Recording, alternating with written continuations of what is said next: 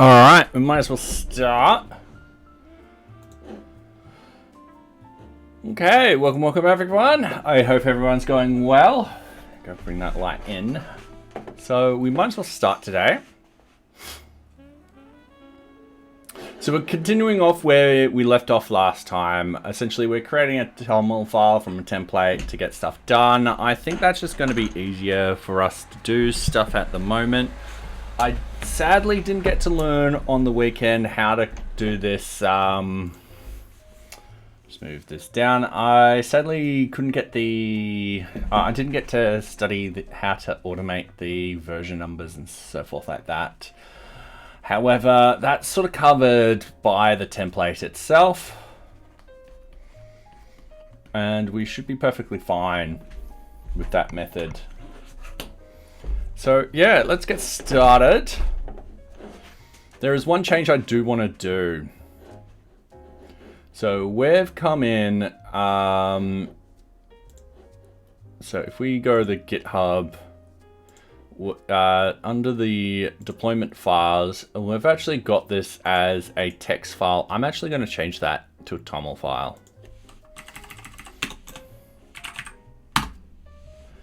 Makes a bit more sense.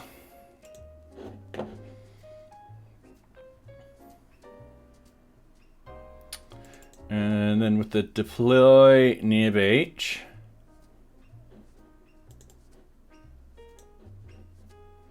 we should have it with the generate. Sorry, under the generate NearBeach, yeah, it's now doing the TOML file. And then if we go up here, we'll get the coloring for the TOML file and all that kind of stuff, which is what we want. So straight off the bat, we can edit some of this. So it requires now, I don't know what build system we need. So let's look that up.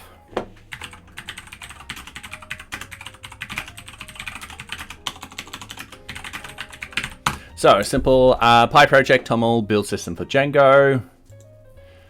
Let's read some documentation. I might need to zoom in for this one. So using PyProject TOML in your Django project. Back in 2008, I wrote using setup.py in your Django project. 5 years later, setup.py has been phased out for PyProject TOML. Cool. Yeah. Back in 2019, we set up setup.py. So we're getting rid of it now. I'm a big fan of this change. With setup.py, you can really go off the rails, making everything dynamic or even executing malicious code during the installation progress. In contrast to PyTOML, moves the ecosystem towards a configuration file that can be passed without execution R-ready code. Yep, all right, cool. Creating the TOML file. Now, we're probably going to use what they're using too, but we're going to look up a few things. Straight off the bat, setup tools. I don't know what version that's at right now. Oh, and I'm gone from Mac to, yeah, using Mac today, so still using the wrong commands. So setup tools looks like it's on 69. And build backend. All right, cool. Now, one other thing is this was created just under a year ago, so it's fairly relatively new. So I'm going to paste those in. I'm going to delete that. So we're happy with what they've said, except we want to use that version. 0.03. Yeah, that's fine. Next, you define your project and its dependencies. So project, this will actually be called NearBeach. The version will be like that. So for us, we'll make it dynamic because the template will fill this out. The dependencies, this is what we're going to grab from our requirements. So I'm actually going to do that for a bit. I'm going to give it a lot of space. And what I'm going to do is I'm going to go Django. Now at the moment we are supporting 3.1 until April. And then that gets changed to 4.2.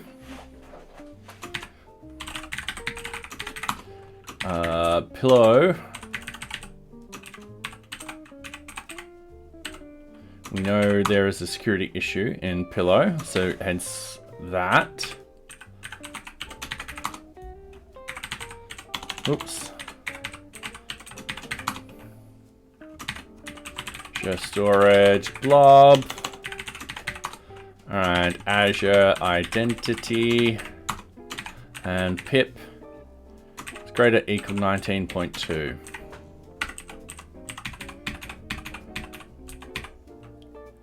Yeah, we're happy with all of that. Okay, optional dependencies. Alright. I'm just going to new line that. Requires Python. Okay, this is...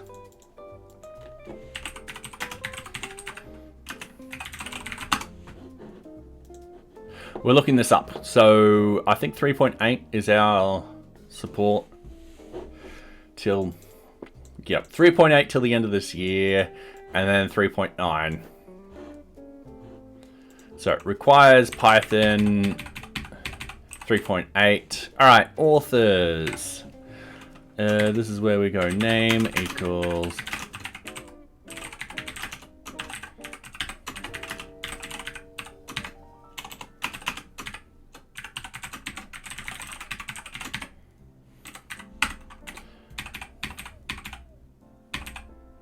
like so. Maintainers.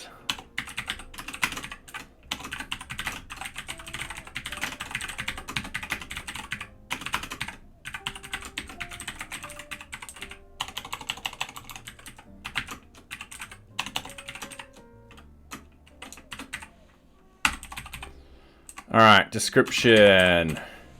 This is where I'm just going to use the old description.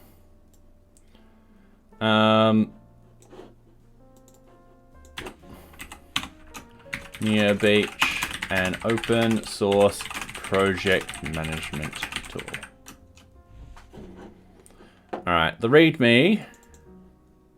Now that's just got the readme.rst. I think that we don't change that now.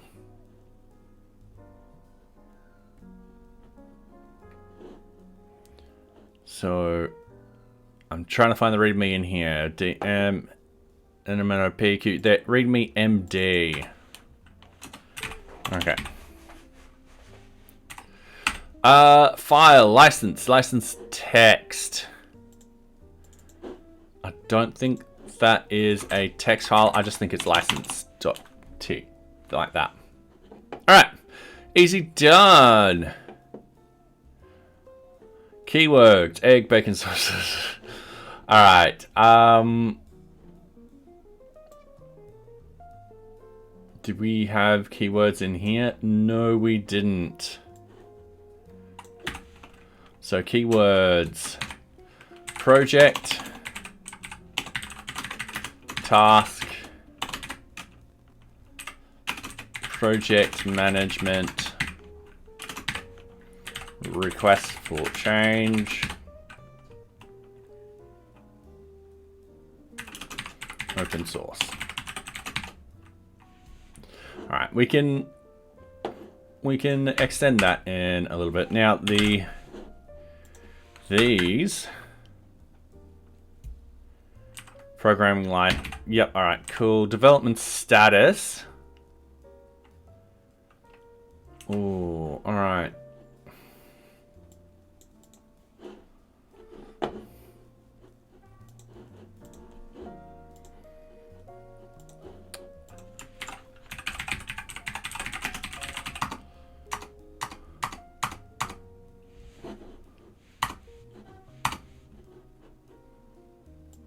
Okay, we're going to go 3 alpha.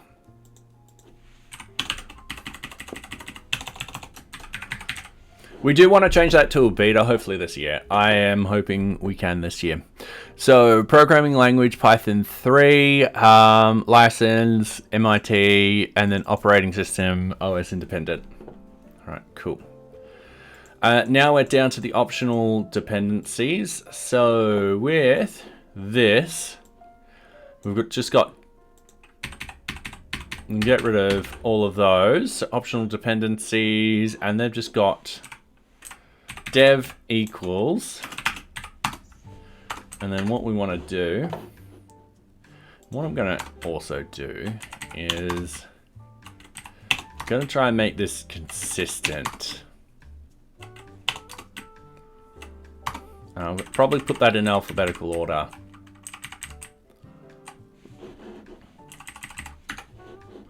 So we've got a requirements dev file, which we're putting over here.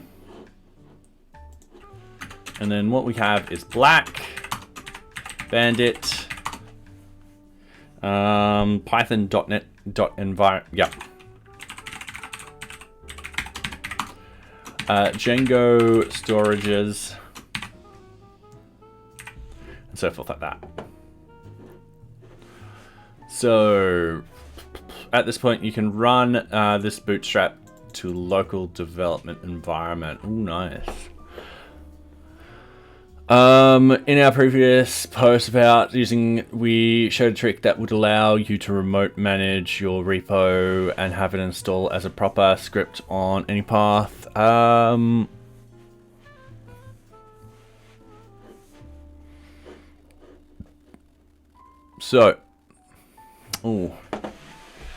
Let's do this quickly. HTTPS NearBeach.org.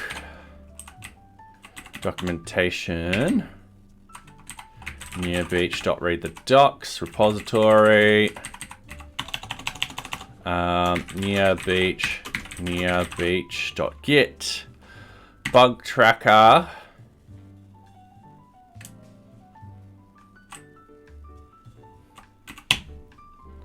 That would be NearBeach.utrack.cloud.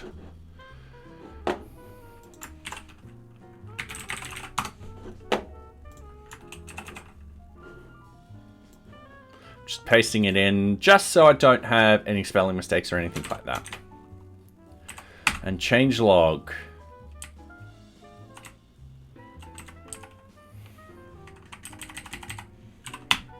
So that should be NearBeach/NearBeach. And what we'll do is we'll copy this, go in here, we'll paste it in.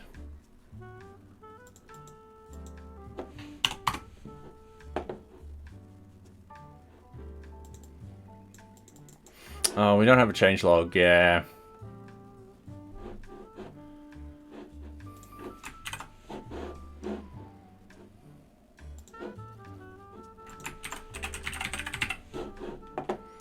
Yeah.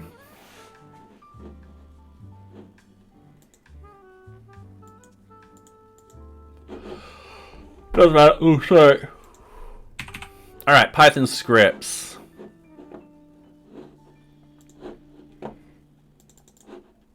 So let's copy this.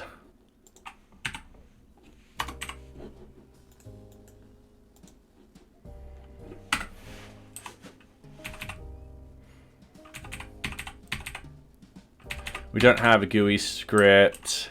Pretty sure we don't have any of that. When you install the project, it will create a managed script so the path can run it like any other. All right, cool.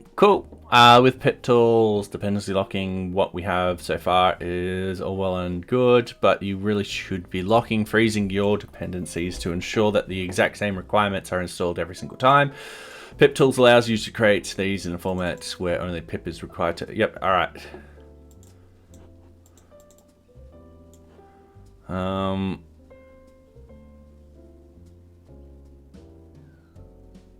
right. I'm probably not going to do that just yet. That's something we could do in the potential future, where we lock up every dependency and stuff like that. But it's an extra thing which we got to manage. I can see there being problems. Whereas I kind of want to install the latest stuff and not necessarily have things locked down. All right.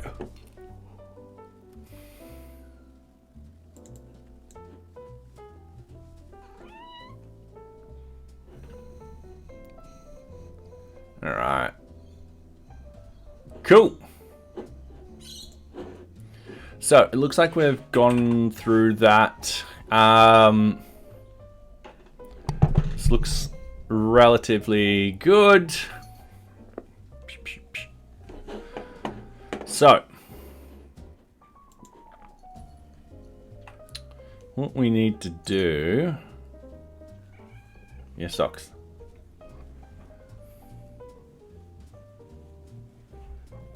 Okay, can you hop in your bed? Thank you. What we need to do is we need to test this out.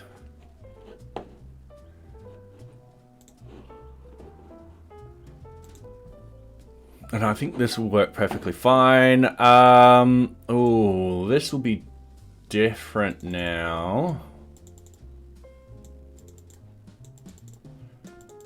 Because we won't be using the requirements dev.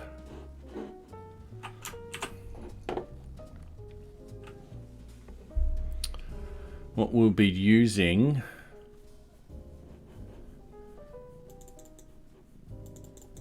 at this point, you'll be using something like this. So I'm just going to copy that. And what I'm going to do is I'm going to work around socks at the moment. So I need to have name, install Python dependencies, and then we'll have a simple run and we'll paste it in. Like so.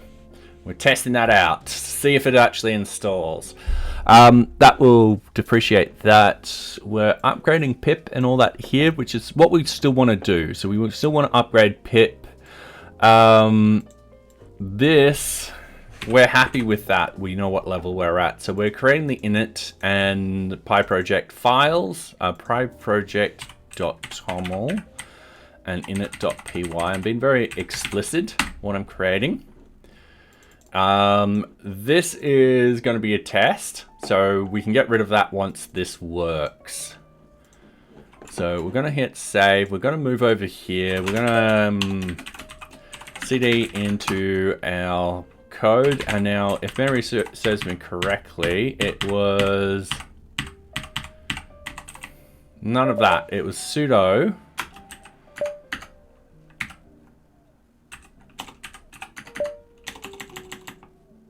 what was the code?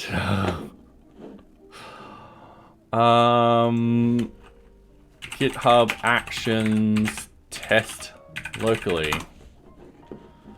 Act.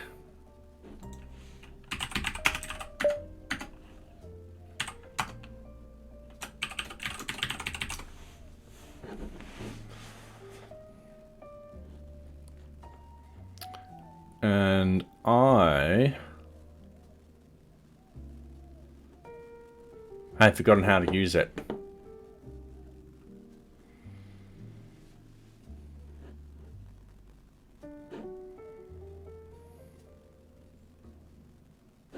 So installed it using this. And hey, new RPI, how are you? I'm doing this for 16 years and I've never used ls, always use ls la. And now this argument order came in this file and it's triggering me hard. Fair enough. How are you going? Yeah, I just use AL. I don't know why. It works with la. But yeah, I think alphabetically I just like doing stuff. But yeah. How are you going? I've forgotten how I did the act stuff. Which is really annoying. Oh, no, I remember now.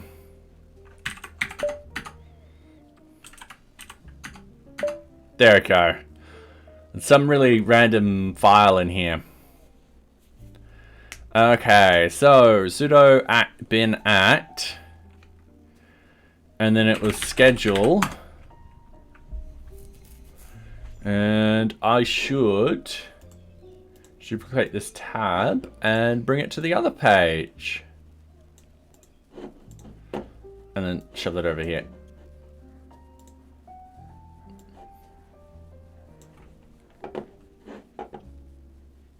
You doing okay?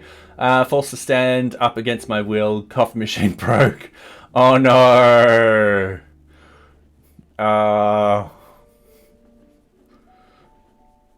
Damn. I'm. Is it a work coffee machine or are you working from home type of coffee machine? And the worst, Kitty's sick. Oh no. Well, that's not good. It's not your type of day from home. Yeah, not your type of day at all. My coffee machine, what is it? Stove top, espresso maker. I've just got one of these. Yeah, it's just like something simple, like one of these type of things. I know that this, can we, it's on the right. Chat's covering it. Ooh, I don't want that to, there we go. Okay. Just waiting for your neighbor to wake up so he can make me a coffee. Fair enough. That's a nice neighbor. New coffee machine already ordered. Fair enough. That's good. My partner has the Breville espresso machine, and yeah, he loves it. I like it too. It does the job well. So yeah, I fully understand. I can't. Sadly, I only have one cup of coffee. That's all I can have. And yet nowadays, I'm not a nice person until I have a cup of coffee in the morning. Amazon Prime delivery tomorrow. Sweet. I will not accept a work day without coffee. Fair enough. Fair enough. I do not blame you at all. Ooh, job failed. Alright.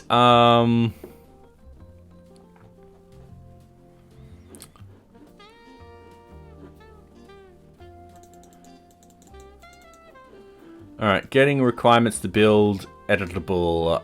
Did not run successfully. Exit code. Alright, I think I know why. So pip install. There's our requests. I think we need to set up tools here. Because I think it won't be able to run anything. So, yeah, that's the good thing about Amazon Prime delivery. You get things the next day. So, however, in Australia, it's never always next day. There's been times where they're like, order now, get it next day, and it's come 3 days later. In the winter, I can accept green or black tea with a bit of honey. Oh, fair enough. Fair enough. I do like when I'm not having coffee but need caffeine. French Earl Grey. And I keep forgetting how to spell it. See, I used to have this all the time.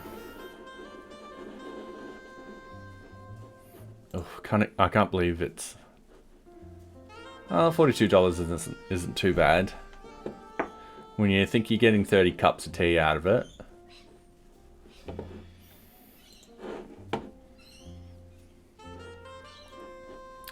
Alright, debug check.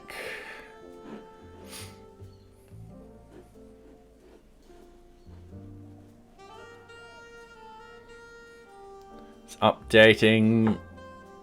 And it failed. Alright,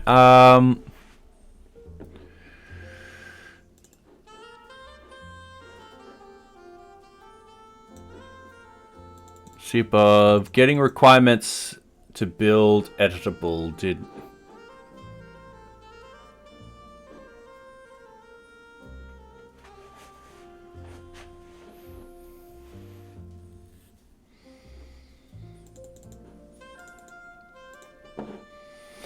Alright,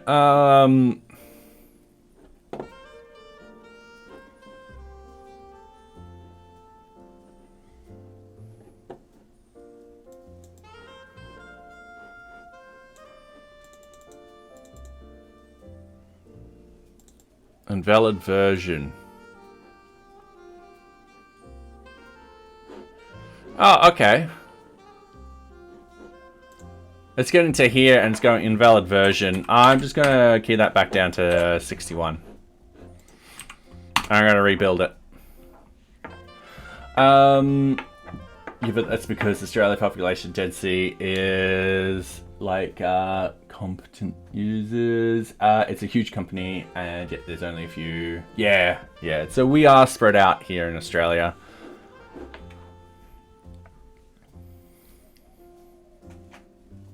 And a few non-DAU. Yep.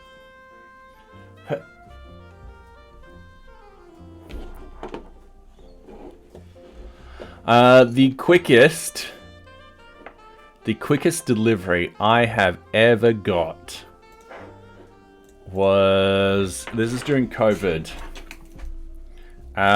Specifically, the PS5 had just come out, and so had Demon's Souls, the remake.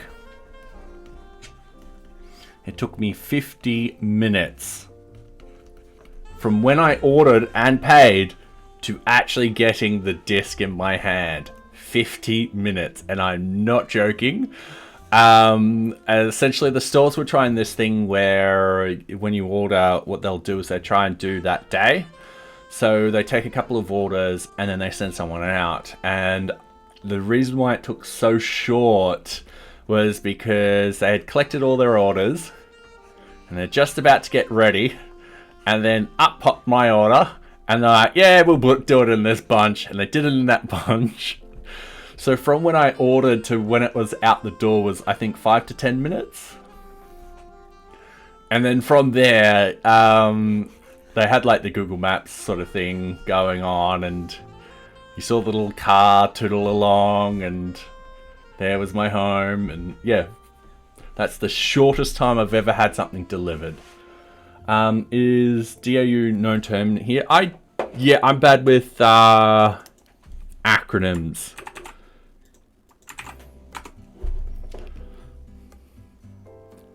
Defense Acquisition University.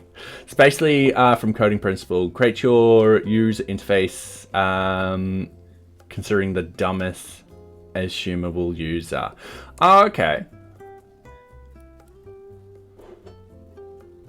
That's because the threat's population density is like a competent user. It's a huge company, and yet there's only a few non.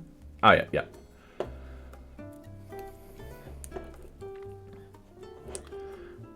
All right.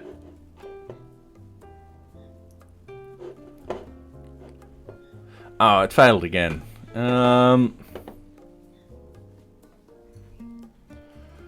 Okay, I'm going to find out where it's failing. What I'm going to do is I'm going to comment out this. And I'm going to test it again.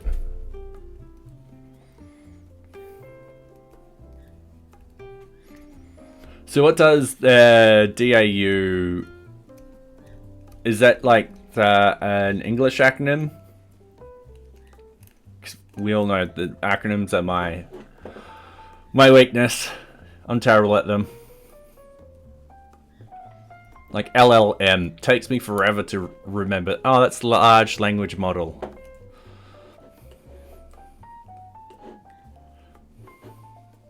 In fact, hang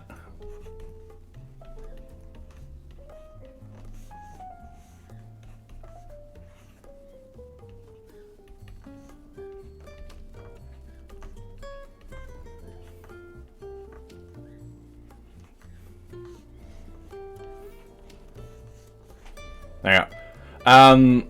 Its base is from Germany. German. Okay, yep. Fair enough. Yeah, this is me with acronyms. Alright, let's see how this is going. This is probably going to be all of tonight, is me writing a little bit of code, testing it out. Writing a little bit of code, testing it out. Okay, it's doing the pip thing. And then finally reading the error logs and be like, oh yeah, whoops. So it was successful. Cool. That gives us...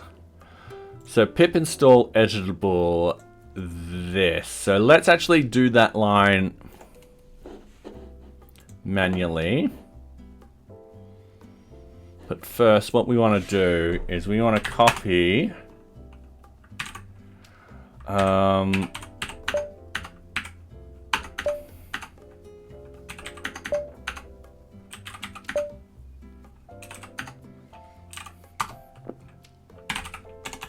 we're doing this temporarily.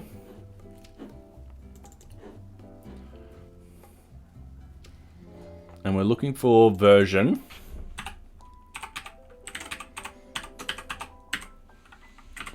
And we're typing that in. So what we want to do, pip install,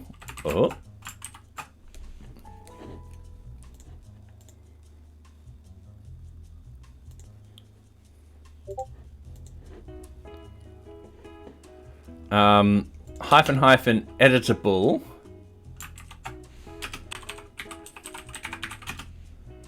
and then we want .dev. It started as a sarcastic insult from support technicians, then moved into a principle to design your UX so that even the most unexperienced of all users can't break shit. Fair enough. Yeah, I kind of agree with it. Yeah. I need someone to sit down with NearBeach who doesn't know what's going on to actually show me that, yeah. Ooh. Externally managed environment. This environment is externally managed to install Python packages system-wide.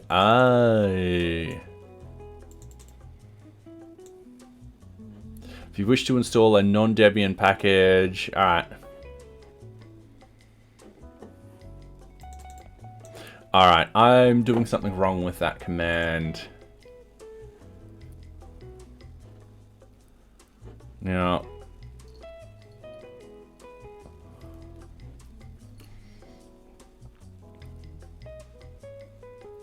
for example, the Facebook account delete button is not following DAU principles. Yeah, they specifically don't want you to delete that. Yeah.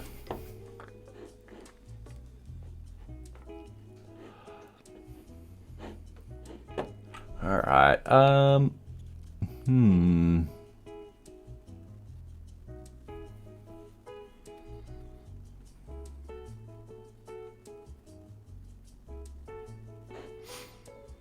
Now, is that the same error I was getting before?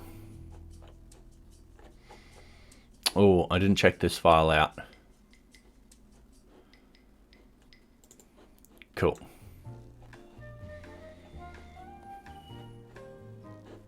Error, running pip as the root user can result in yep. Then it's running through everything. All right, that's the past one. Here's the failed one. So, file, yada, site packages, yep, init, invalid version, setup tools, packaging, invalid version, alpha.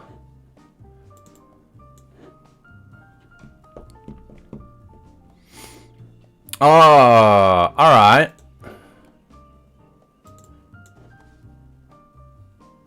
Cool, not a problem. Let's go in here. Can I comment outlines in here? Cool. Version equals 0.31.0 RC1. And let's do something like that.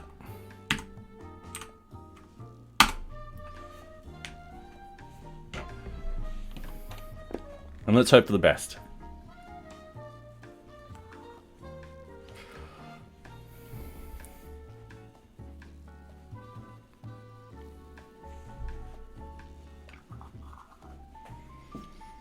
Joys of waiting.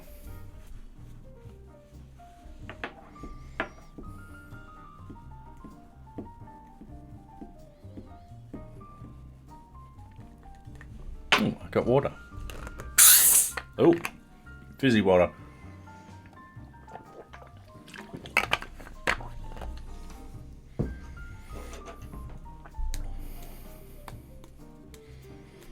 All right.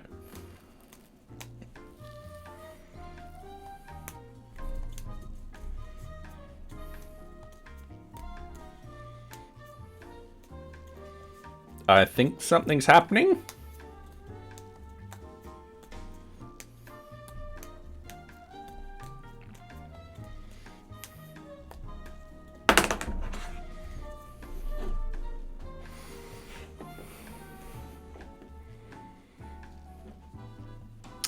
All right. Whilst we're waiting for that, we're going to quickly have a look at what step we're on. One problem, I see a lot of that. I don't see what step though.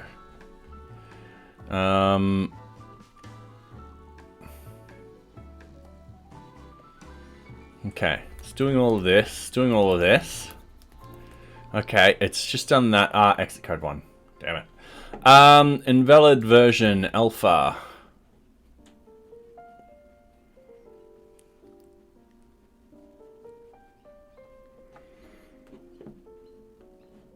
All right. But we've hard-coded the version. Unless we want, we have to delete it here.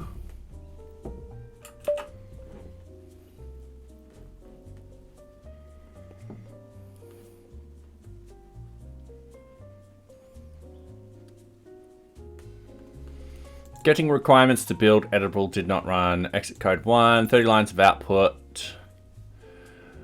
File, all right, yep, that's fine.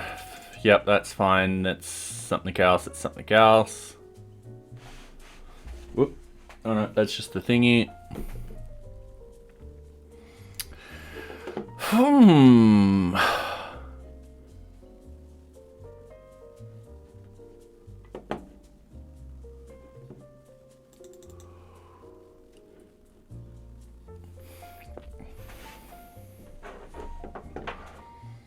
Okay, I'm gonna run, because I made that change, I'm gonna run it again.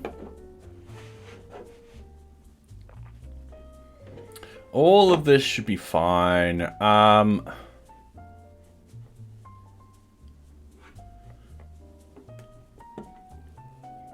lot of this we've just copy pasted.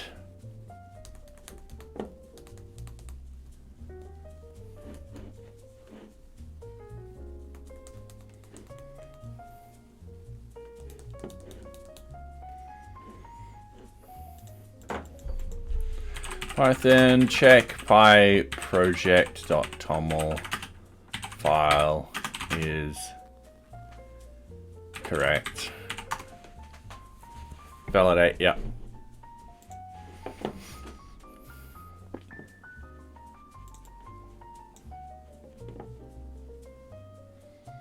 All right. It's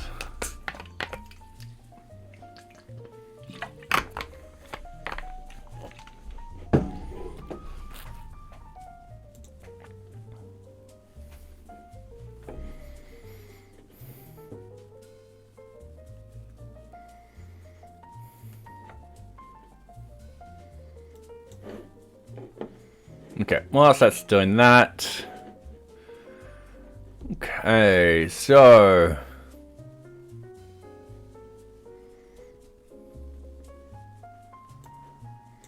we've got version in here.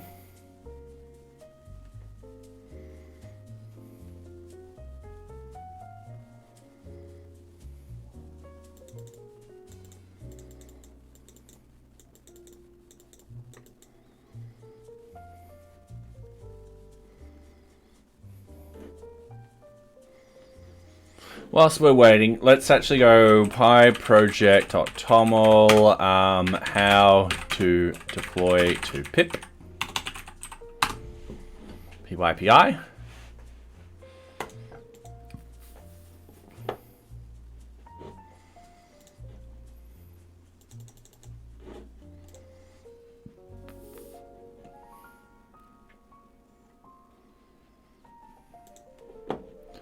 So we're preparing our package. So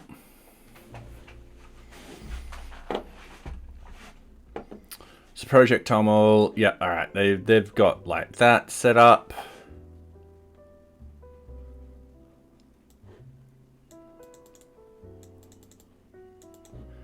They're using wheel too. All right.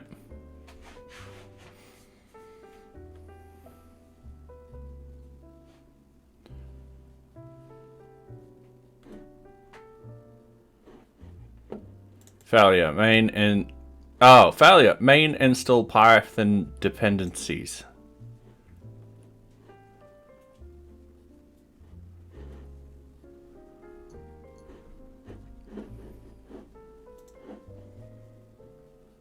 Yeah, there we go. Failed that.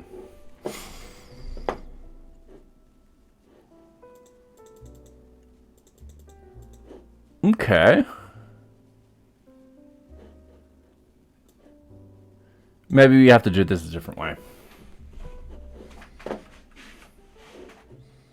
Not too much of a problem. Alright, whilst we're doing that, PYPI.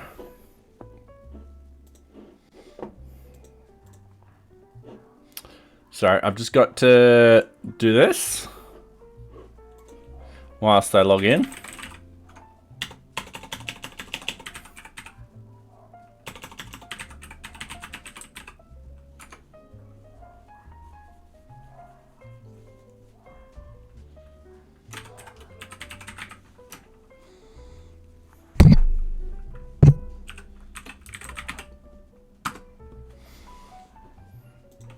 Okay.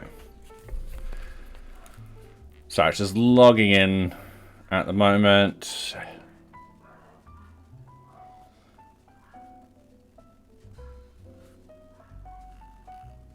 Oop, wrong authenticator. Trust me to press the wrong one. PYPI. Okay.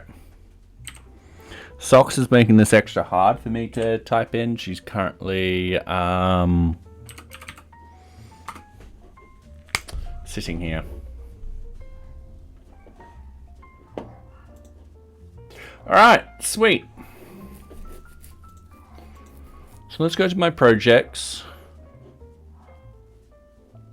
Last release the other day. All right, sweet. So we haven't accidentally done anything. I think,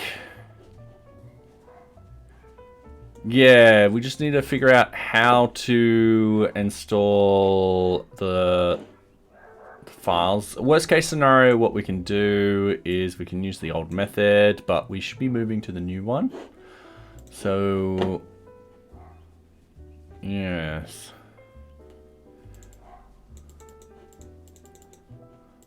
Now let's pip compile. We'll have a read of this today. The act stuff we got working, that's fine. History of Python, we looked up stuff. Set up tools, ooh. Yep, that's fine. So we just got this bit of information from here. At this point, you can run this to bootstrap a local development environment. Let's open up a new thing. Let's go source VM bin activate. Let's actually pip install editable.dev. All right.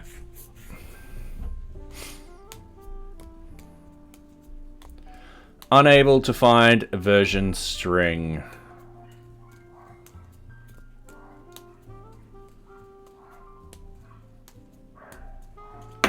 Okay, what I'm going to do,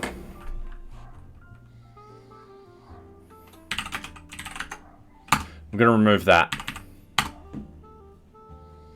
File, yada yada, does not have. All right. Now this is where we're going to copy the GitHub We've got our development files, we've got our templates, py, toml, and we're copying it in. We're just going to go vim to the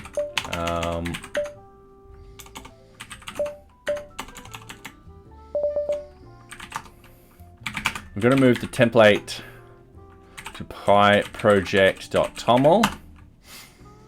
We're going to vim it. And we're going to find version. We're happy with all of that. Yep. All right. Cannot find a version that satisfies the requirement Azure Storage Blobs from NearBeach. Version none. No matching distribution Azure Storage Blog. It's a spelling mistake. All right. Blob, not blog. And we'll do that.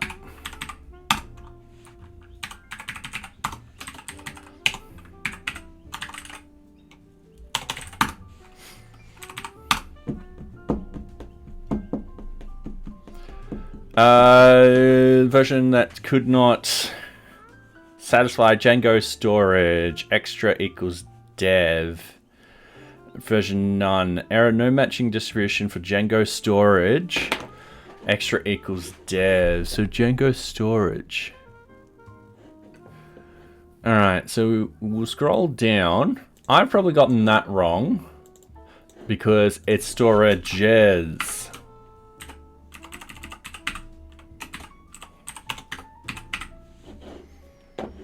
Okay.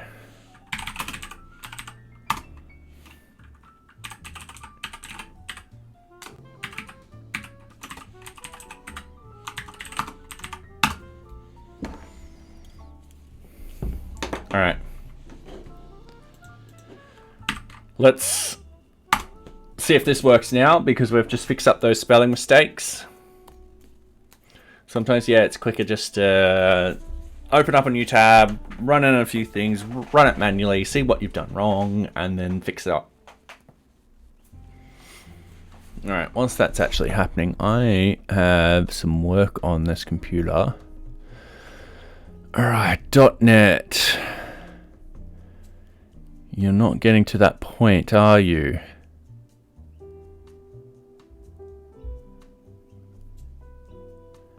Where you say you're actually...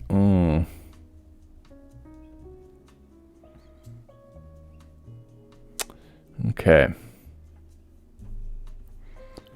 No problem. I'll keep that running.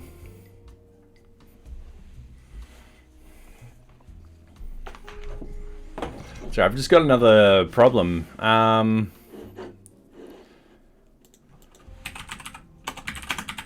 .NET MVC's run app is just not. It's just stopping. It's not running.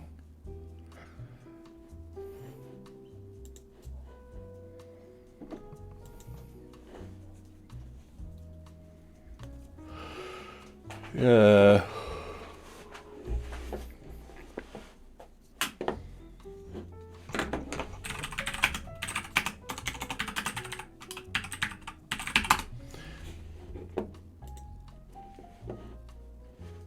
Yeah, because I'm not getting this listing on sort of thing. It's getting nowhere near that. .NET run example log. Run your project. End your project. All right.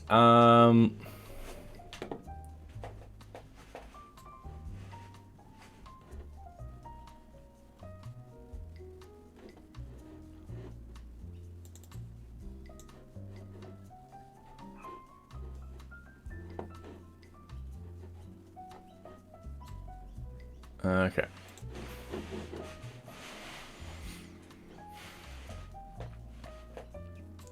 Yeah, because it's running, but it locks up and I can't get access to the application. So yeah, I'll figure it out.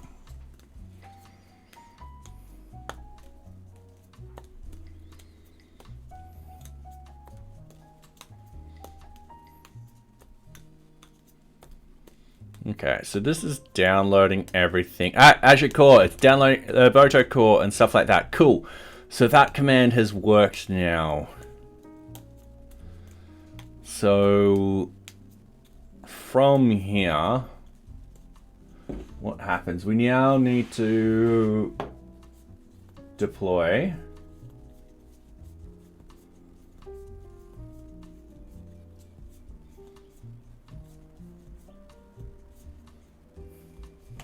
All right, that worked perfectly. So yeah, it was just a couple of spelling mistakes. Really silly of me.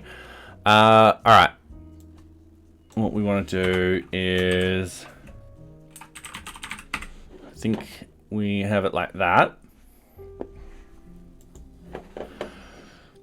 Okay, install Python dependencies. We no longer need that.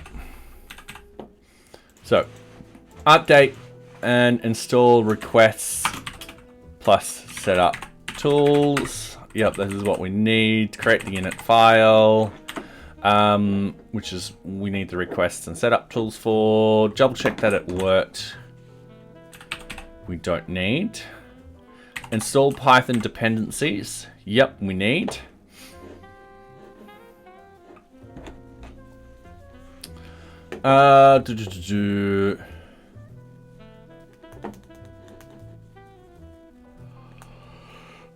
Alright.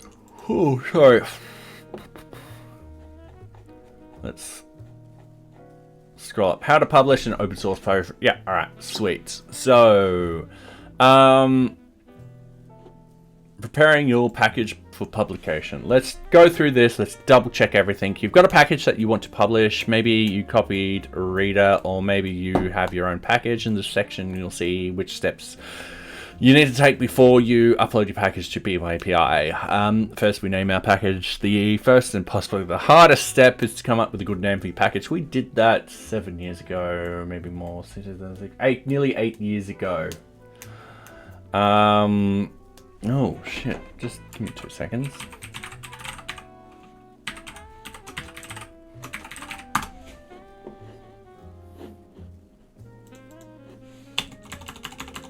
Actually, I just want robotic head.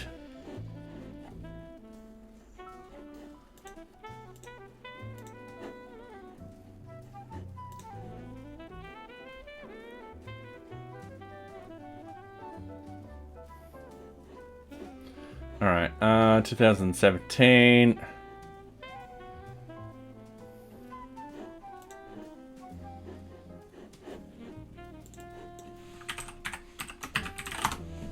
I just want to see when the first commit was.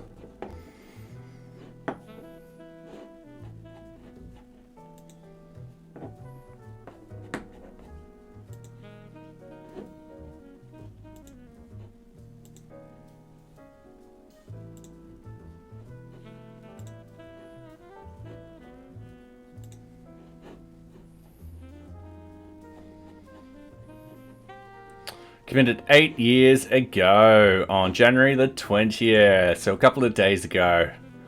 So it would have been on the Sat day. Oh, nice. That was a very long time ago. And it was just that. So not much, really. And the initial file uploads and all of that happened on the 21st.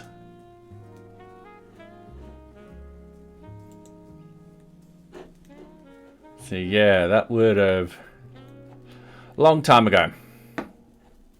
And I did inline stuff. Oh no, no, no. All right, cool. I've learned a lot since then. Let's just say that. Sorry, getting distracted. You got a package that you want to publish, yada yada yada. Name your package. We've done all that. All right. Yep. Configure package. All right. Yep. So we've done this. Now we might need wheel in there. So what I'm going to do is I'm just going to put it in. Doesn't hurt. We might need to actually get it installed though.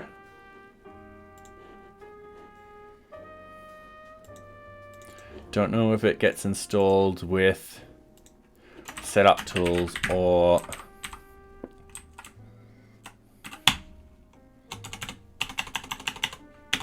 install required Python libraries. All right, keeping that very open. All right, so we've done this Python reader. Yep. We're happy with all of this. We've done that homepage. Yep. Dev. Yep. Requires. We've got 3.8. Perfectly fine. Dependencies. Yep. Keywords. Classifiers. Yep. All right. Most of the information is optional. There are other settings you can use that aren't in this example sheet. Yep. All right. Cool. The minimum information for your Pi project TOML is the following: name and version. As the example above shows, you can include much more information. A few other keys in Pi project TOML are interpreted as follows: classifiers describes your project using a list of classifiers. You should use these as they make the project more searchable. Dependency lists, project URLs, add links so that you can present additional information about your package to users. Yep, all right, sweet. Project scripts, create command line scripts that call functions within your package. Yep, sweet. The project scripts table is one of 3 tables that handle the entry points, so you can include, yep. Alright, the purpose of all of this information is to make the package attractive and findable on PyPI. Have a look at the real Python reader. Alright. Cool. And they've got the README MD. Yep, that's what we did. All right. So we've specified package dependencies.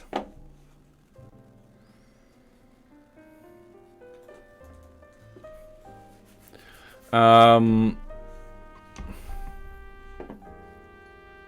package will likely depend on third-party libraries that aren't part of the standard library. You should specify these in the dependencies list in the Pi project.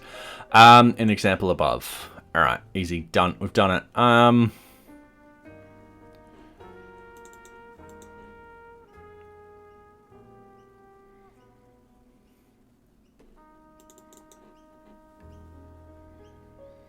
right.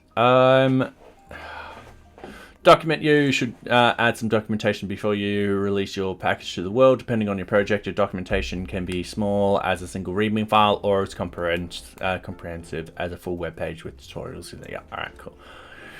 At a minimum, you should include a README. That's what we've done. Test your package. Tests are useful when you're developing your package, and you should include them as noted. You won't cover testing in this tutorial, but you will have a look at the tests of the reader. Yeah, all right, cool.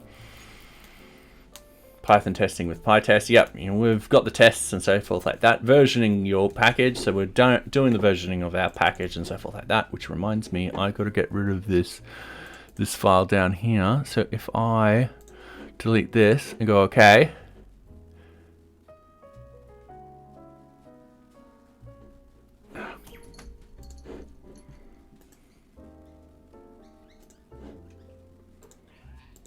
Yes, sucks. That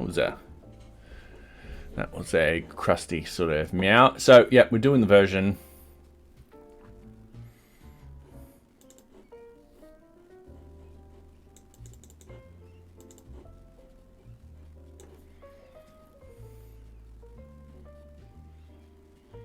Oh, we got bump version.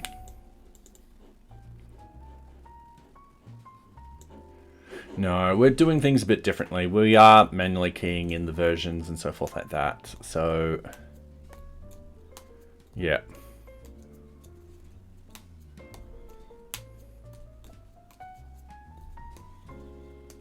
Yeah, no. Because we'll still have this type of version, but we'll have the RCs and so forth like that. License, yep, install your package locally. You've done all the necessary steps and configured your package. In the next section, you'll learn how to finally get your package on PyPI. First, though, you'll need to learn about editable install. This is a way of using pip to install your package locally in a way that lets you edit the code after it's installed. Alright, so I think we already do that editable, yep, .dev. Oh, we don't need to do dev in here because this is a deployment. So we just do that. Okay. Note the period at the end of the command. Yep, that means that current document. Come here, socks. It's necessary.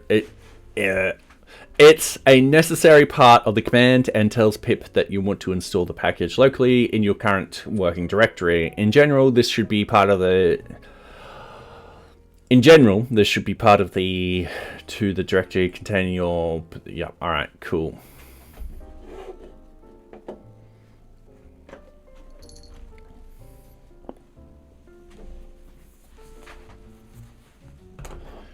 All right. Once you stop that, socks. Once you successfully installed your project, it's available inside your environment independent of your current directory. Additionally, your script setup can also run. So, all right. So what we can do, so over here,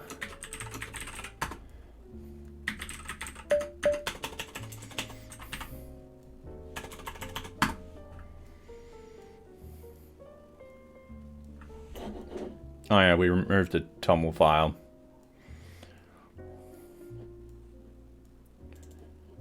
Python M.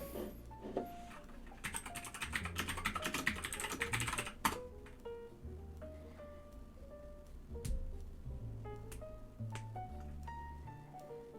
right, cool. It's a package. Publish your package to PyPI. So what we want to do, Python M pip install build and twine. Okay, yep.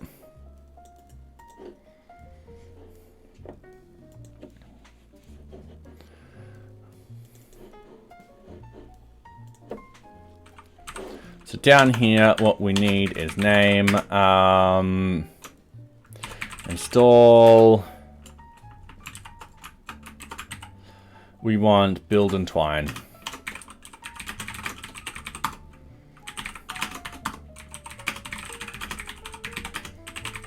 And hey, QLogic, how are you? You shouldn't need to install for a pure deployment unless you need to run something from package. Do you mean this line here? Are you trying to say I should just get rid of this? I can. Or did you mean the build and twine? And how are you, QLogic? Yep, that part? Alright, bit of lag.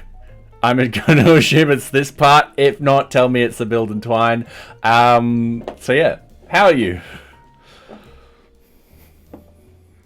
You'll learn how to use these tools in upcoming sections. Alright, build our package. So I just need Python build. So actually I'm just gonna go build pack. No. I'll keep it like that. What I'll do is build package, run,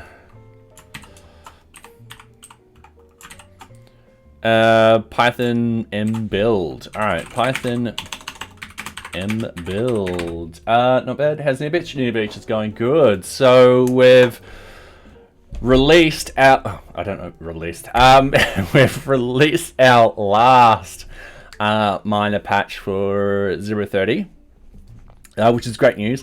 Assuming that there's no bugs or anything like that that are going to cause showstoppers. If there are, we'll actually jump in and support it until we finally release 0.31 branch. We're working on the 0.31 branch, so one of the things is, as you can tell, we're moving over to the new Python PyProject toml file format instead of the setup py stuff. We're working on automating quite a lot of the NearBeach deployment. So one way we're doing it is, and this is me doing a drawing about acronyms. I am actually going to save that. No, I'm going to extract that image. I am going to just select that little component. No, it's this one. Yep, there we go. Export image. There we go. All right. Sorry, getting distracted. What we're doing is with GitHub, we've got the release section. So the good thing about having it like this is we'll have like the GitHub flow over here. So, you know, where you've got your, I'm really drawing this terribly. All right, let me just start over. So you got your main, you got your releases, you got your dev, you got your features. So going with these lines along here like this. Let's say we've got a feature, goes into dev, goes into release, goes into main, goes back up here and stuff like that. So when this happens, this will hopefully trigger the GitHub actions, which will hopefully first build the project, second deploy to PyPI,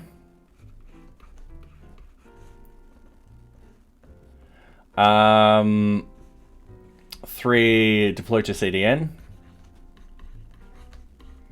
So the static files to the CDN. Four, create Docker. And what we can also do too is we can create another release that is independent from the dev branch. So this will be completely and utterly independent from the dev branch. It will most likely come from the main. We would do that in cases where, so a good example is, let's say Django comes out, we're like we've got a security issue, we need to deploy this to everyone upgrade and stuff like that. We can do that very quickly. So yeah. PS, latest checkout is version 4 and setup Python is version 5. Thought Dependabot would catch that for you. Okay, cheers. Let's fix that up right now.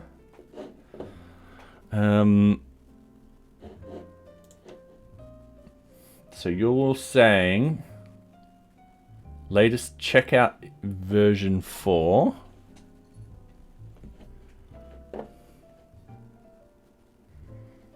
I might need your help where you spotted that.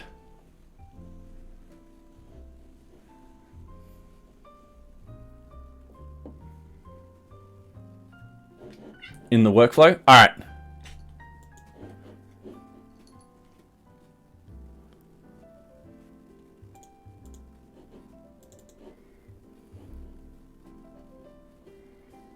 Okay, check out. Ah, yep, I see it. Sorry, Socks. Can I move you, sweetie? Thank you. All right, so check out latest versions 4 and set up Python version 5. Easy done. Let's just do that right now. We'll probably, I think that would have updated too. Let's have a look.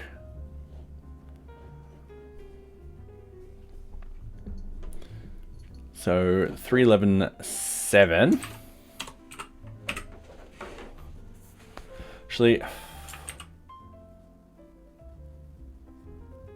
let's go through 12.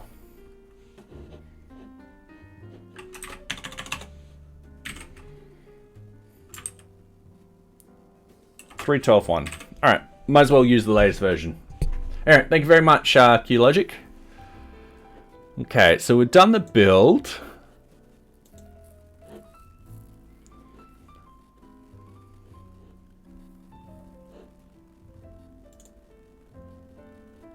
This creates the source archive in the will. You can file, yep. The is your source archive, whilst the will is your will file. These files you'll upload to PyPI. All right, is uploading to PyPI the same? Twine, all right. Twine, upload, repository, dist. All right, it's the same. Almost, I think. So what we'll have, name, upload to PyPI. Run, Python, no. Twine. Actually, it'll be Python m twine. Upload. And everything under dist.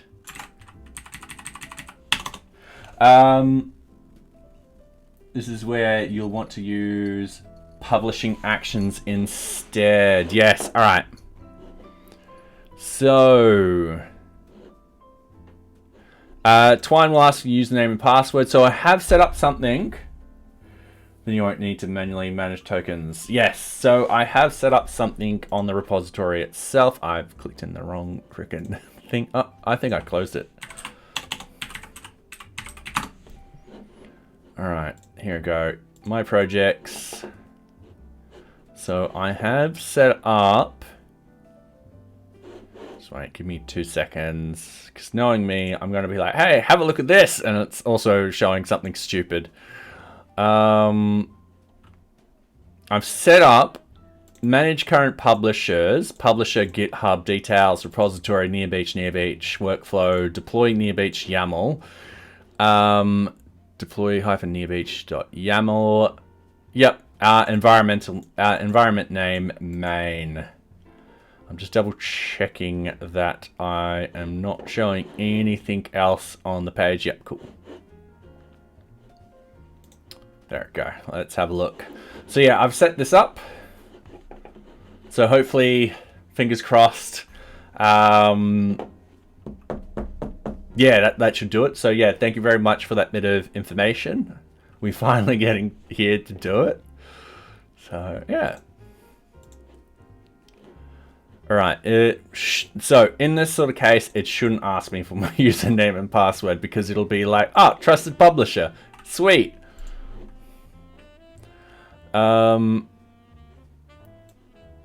What we could potentially do is we could, for the moment, I might paste this over here, like so, because they've got the same thing. Pip install. Oh wait, that's the wrong place. Click here on the settings page.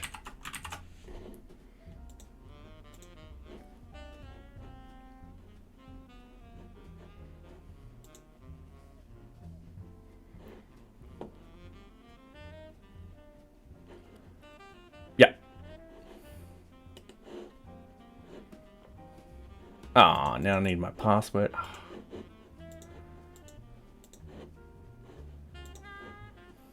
Yeah,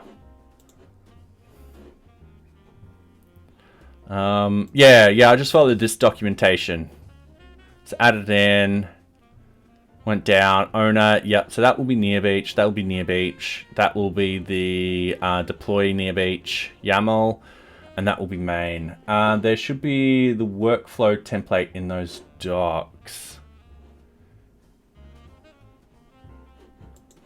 Workflow template, hey?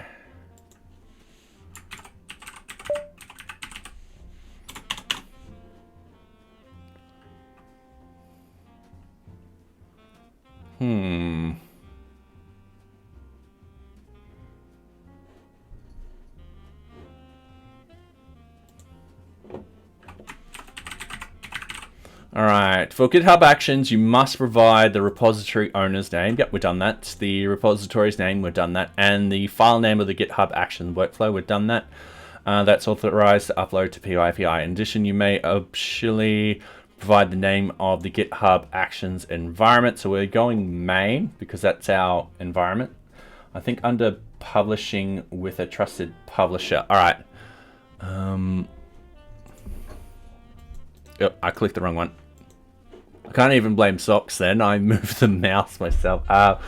All right, once you have a trusted publisher configured on PyPI, whether pending or normal, you can publish through it on an associated platform. The tabs below describe the setup process for each supported. Oh, all right, easy way. GitHub Actions, perfect. All right, so PyPI publish, name, upload, release to PyPI, Ubuntu latest, environment release, ID token, right. Yep. Cool. Definitely need that. Now that will be on the same level as runs on. Yep, cool.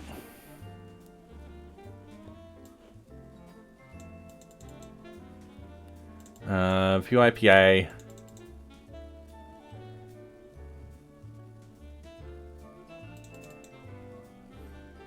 All right, environment.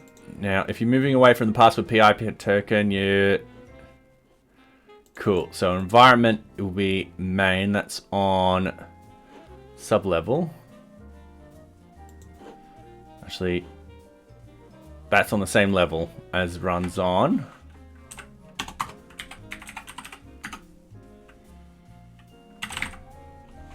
There we go. All right. Oh, wrong way. Got that. We've got that. Okay, cool.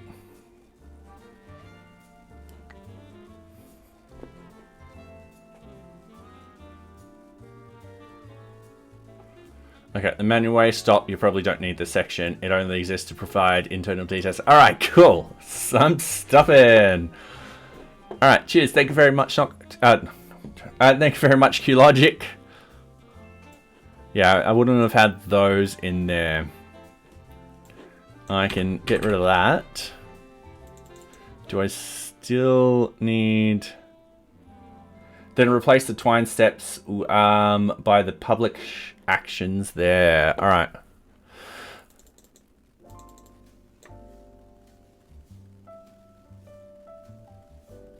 Publish package. So it's just that.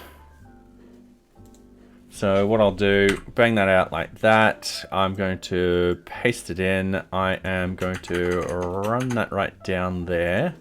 I'm going to... So publish package, users, all right.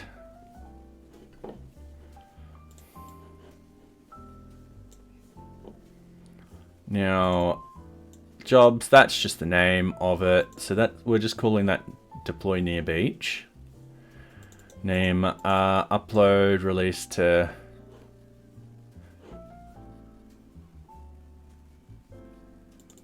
Now, Ubuntu latest.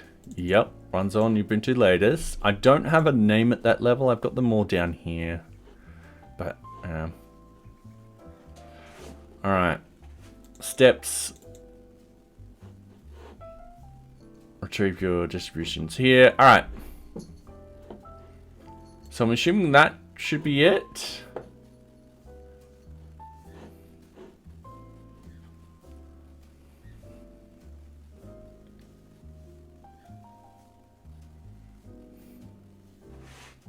Hopefully. Fingers crossed. Publishing to... Yeah, we don't need to publish to anything else. We could do the test. That would be nice, actually.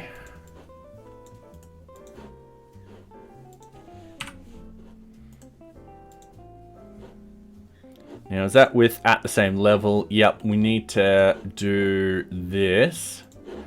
I am just going to log in.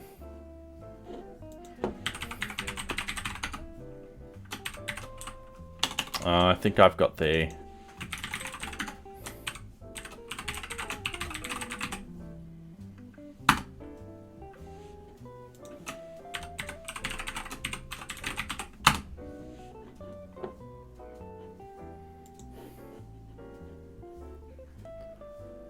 Oh. All right.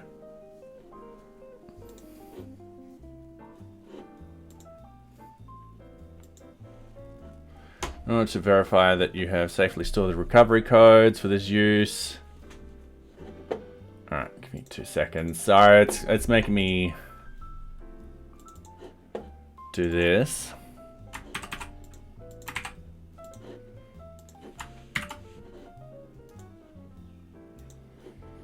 All right. Let's jump back onto here.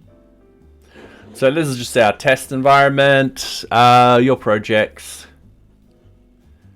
All right. Don't I have projects on here? I'm pretty sure I had a test NearBeach on here.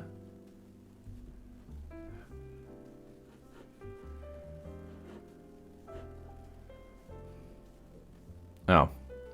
Sorry, gotta do the 2FA. Sorry. Add 2FA.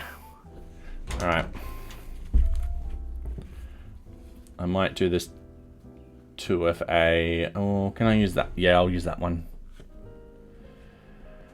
So plus other account. All right, didn't like it. Cool.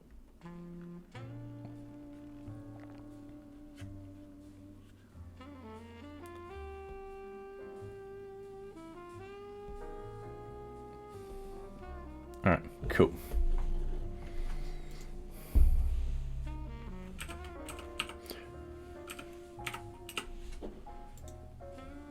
Just realized that I've got a lot of text messages.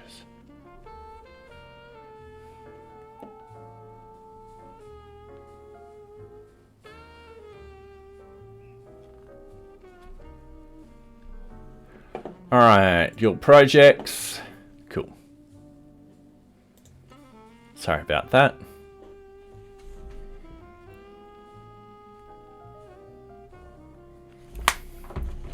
All right, so, long time ago. Oh, sorry. This is how I did it myself. Oh, cheers. Thank you very much, Archaeologic. But with extra steps because publish is a separate job. All right, you don't mind me showing this on stream, do you?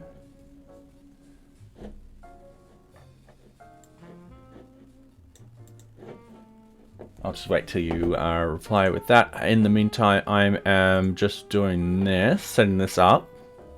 So GitHub, this will be NearBeach, workflow name. It will be deploy NearBeach. .yaml. All right, cool. Just double checking. All right.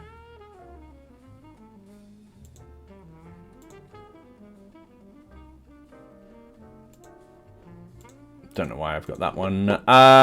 Environment name, main. Gonna add. Let's have a look at what you've done.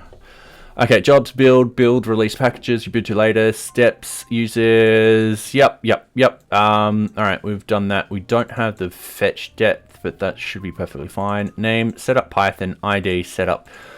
Yep, Python, you're using 3. Yep, all right, cool. We're, name, install build tools. So yeah, we're installing upgrading pip. Okay, and then you're upgrading build.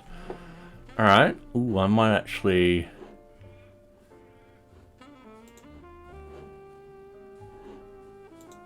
Might do that.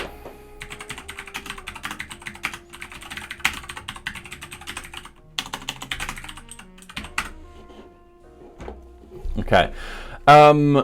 Build packages, Python build. So in our sort of case, we've just generated a TOML file. Because what it does is it grabs the version from GitHub and just pastes it in and all that kind of stuff. So it does it quickly. And then now in this sort of case, we shouldn't need this here. And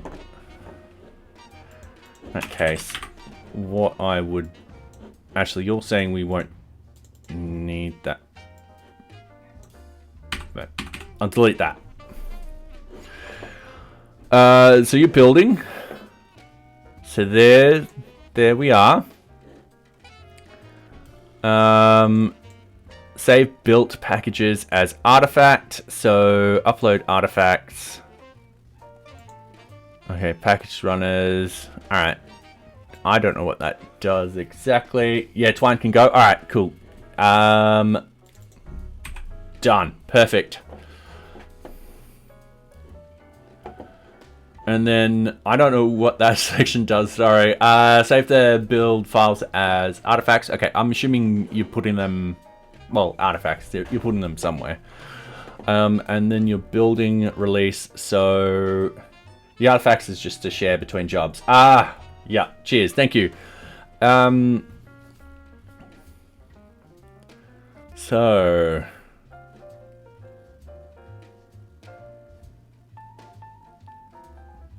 And then in here, upload, release, you bid to latest release, right? So downloads the artifacts, consolidate packages for upload, so make directory dist, copy the packages into the dist. All right, cool. And then you've got publish, package, distributions to PyPI. So you've got that at, and then you've got, I'm assuming that's, yeah. The publish when gets the extra permissions while build doesn't. The published one gets extra permissions whilst the build one doesn't. Oh, okay. Yeah. So you're saying I should split these up?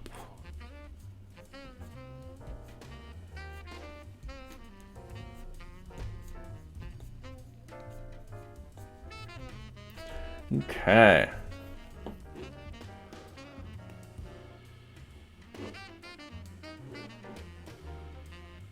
Which I can do. I can split it up. But I'm hoping it's not required or non-usual. Alright, cool. So you've got going down here, publishing packages, you've got the PyPI, GitHub Actions, publish, GitHub Action, publish, release, and then you've got I'm assuming that's connected to a certain commit or something like that. The only difference I have is release version 1. So yeah. Anyway, let's so we've got our trusted publisher in there. I should zoom in. So we're happy with that. Let's test it.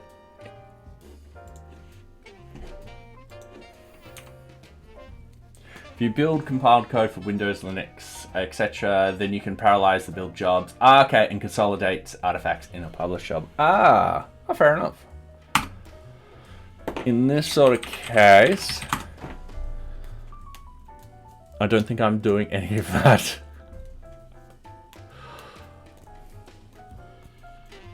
However, very good to know because I'll be doing a bit of DevOps for my job soon.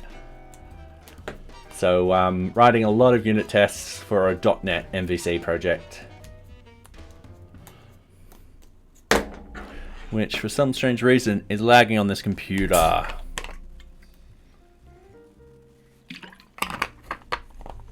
Alright. We should start sacrificing the calculators.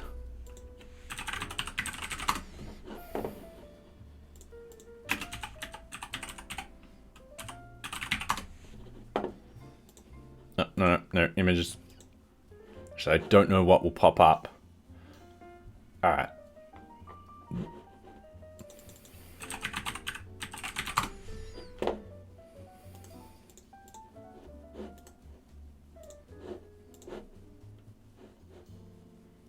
Oh. Alright. I was going to get a picture and flames and all that kind of stuff. Be like sacrificing calculators to the server gods. But I haven't set that up yet. I should set it up as a little command thing. So yeah, that would be pretty cool.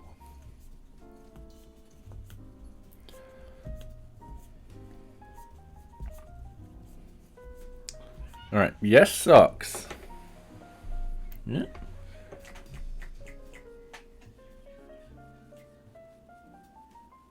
You can come in here? Yes. Yes.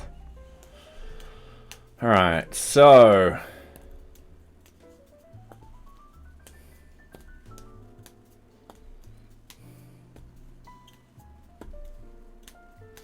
failure with main build package. Backend subprocesses exited. All right, no problem. It's saying configuration project.version must be PEP 440. I think that's because I'm very certain that's because yeah, all right. Let me just in here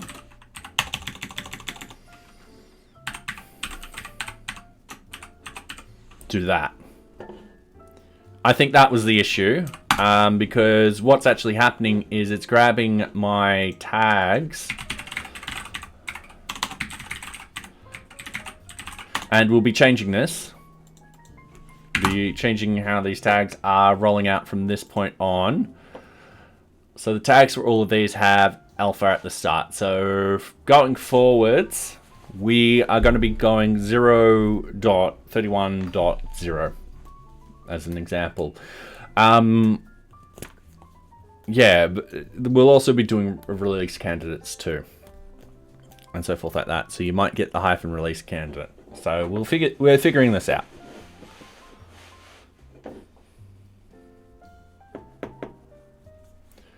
Okay.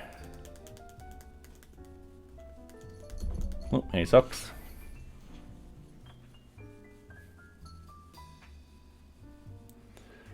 Yes.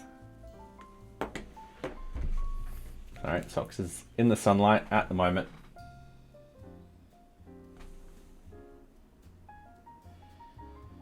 There you go. I think that is a very nice photo of socks. Let's just get this. There we go. If that will focus. Probably not. Alright. I tried.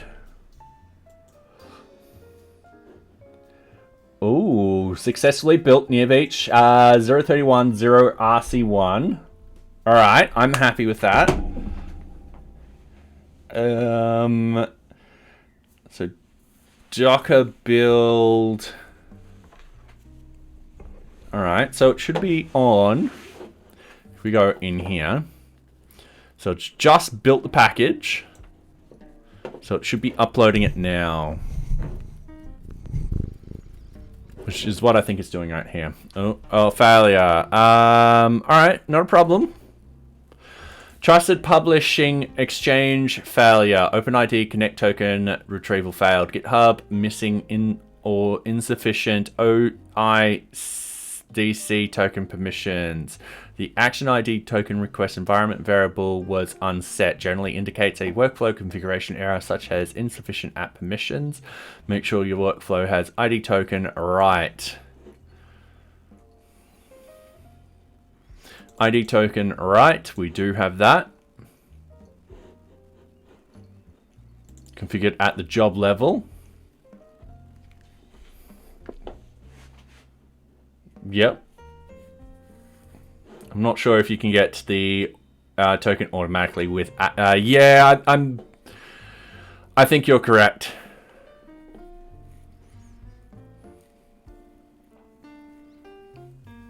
So let's change this from a this. Let's just do that.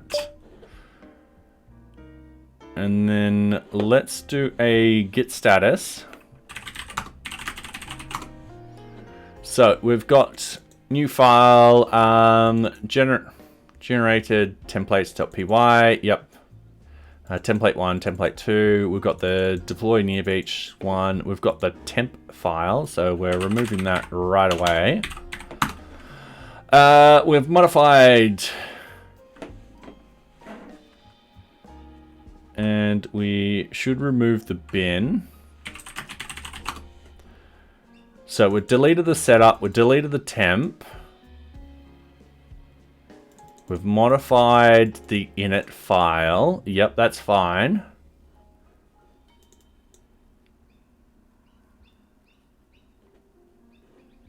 Okay, so git add dot git. Oh, not typing correctly at the moment. GitHub. Yep, I want all those.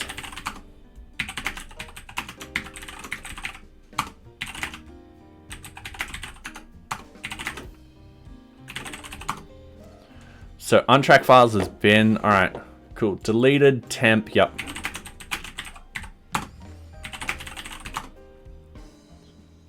Okay. Initial test for new deployment to PyPI processes.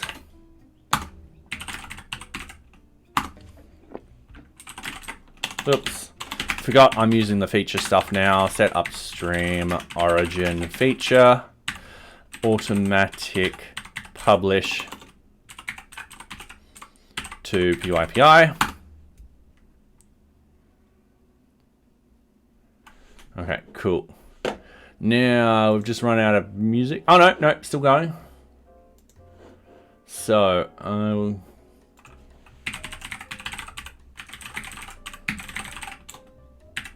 Oops. Okay.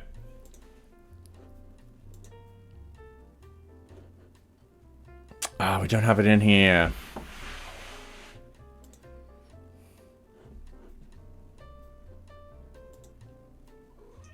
Yeah, sucks we don't have it in here yet. Because it's not on main. I was hoping to test it.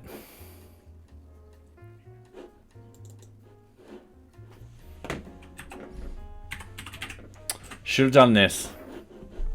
Should have done this.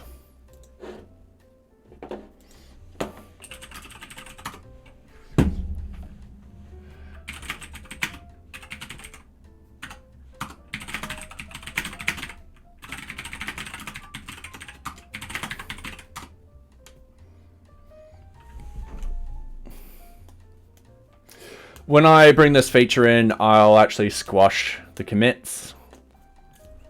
So it looks like I did this first shot. Alright, changing to push. Here it goes. Sweet. Alright, and it's got 1, 2, 3, 4, 5, 6, 7. Alright, I like that.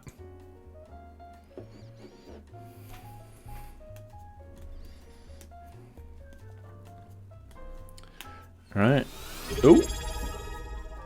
And thank you very much, Men as Code, for the follow. Welcome, welcome. I do hope you are enjoying my content as we automate our build pipeline. So yeah, using the new PyProject TOML file system.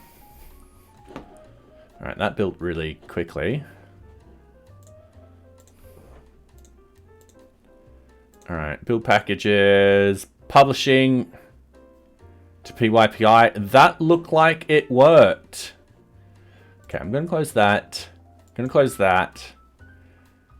This is the one I want because this is on the test.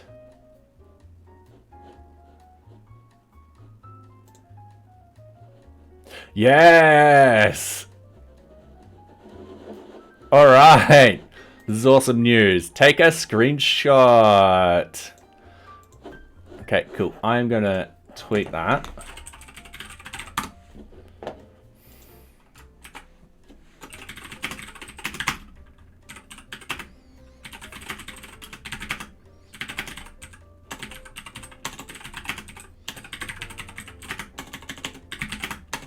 Actually, let's think of our words, because I'm not thinking of my words. I literally went blank in the head as I was typing that out. All right, great news.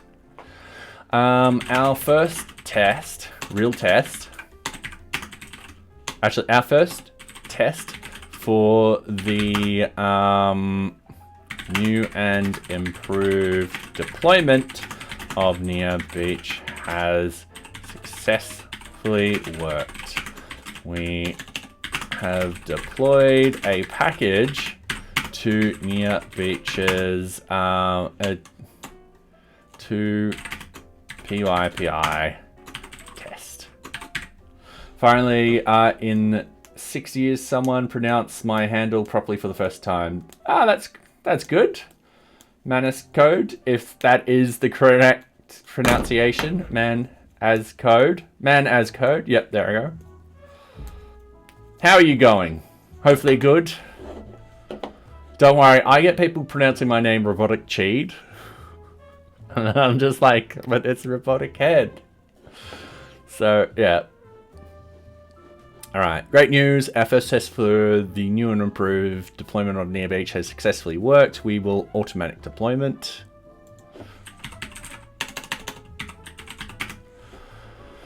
Has successfully worked. We have deployed a package, PyPI test. Alright, post.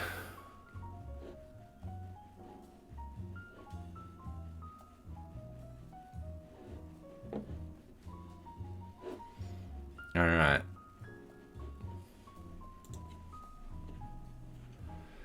So we're happy with that. We can close that. We can close that. We're definitely happy with this. But now what we need to do is we need to make it so this only occurs in a certain case. So we're going to go to the collect status. We are going to actually copy this and we are going to paste over, because we're no longer doing we're happy with this running. Now the next thing is this collect static should be actually happening afterwards. So what we need to actually do is this file will be deleted, but it'll actually be put into here. And what I need is GitHub Actions dependent jobs. So it needs to happen after this job has successfully finished. And that job, how long did it take to run? It didn't take long at all. Summary. A minute. All right, no, that's fine. Yeah. That is fine. That is perfectly fine.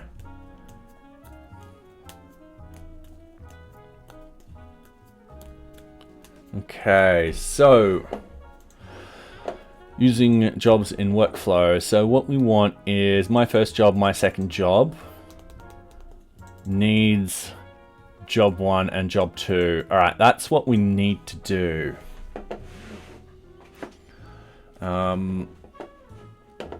So example, using job.needs to identify any jobs that must complete successful before this job will run. Yep, that's what we need. Okay.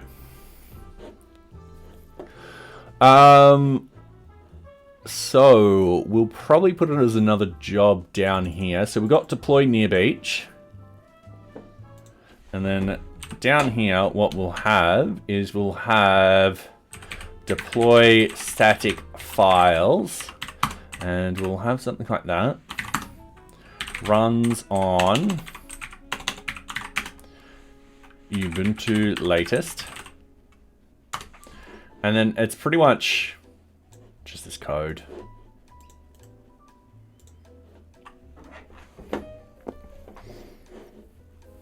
So, to point out what's happening here. Oh, and we need needs. Now,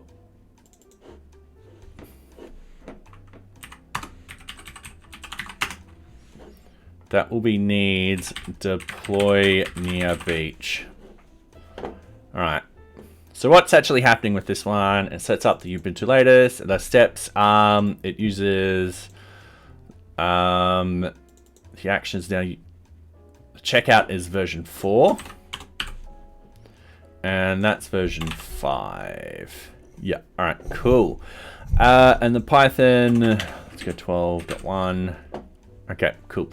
So what it does is it installs the NearBeach dependencies. Now, this is different. So first, it'll install and upgrade pip. And we do need the dev dependencies. So my guess is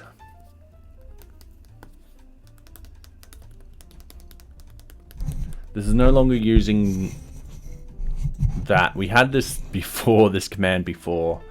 All right.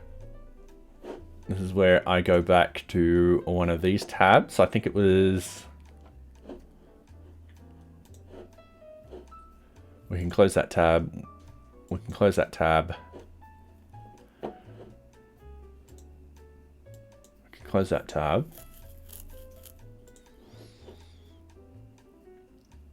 We can close that tab. We're happy with this now. We can close this tab. Damn, I've closed it. All right, not a problem.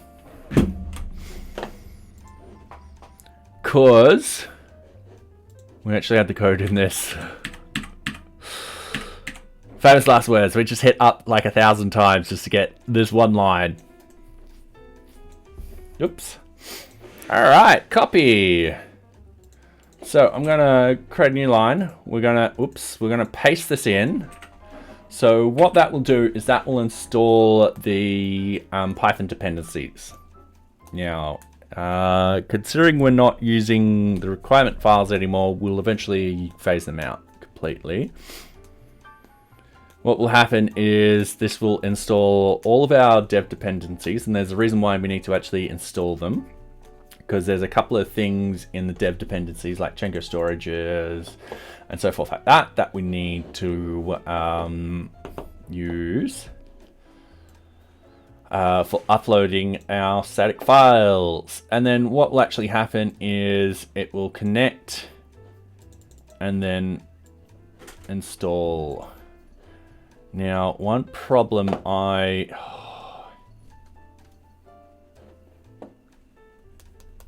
the problem is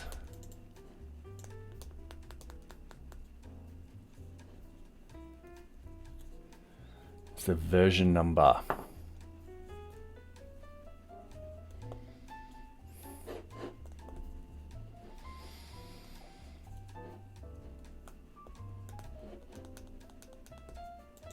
I might need this again. Because once this is finished, those files will disappear.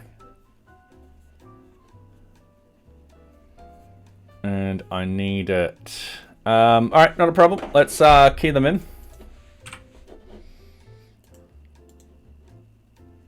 Let's make sure that they're several lines well out of shape.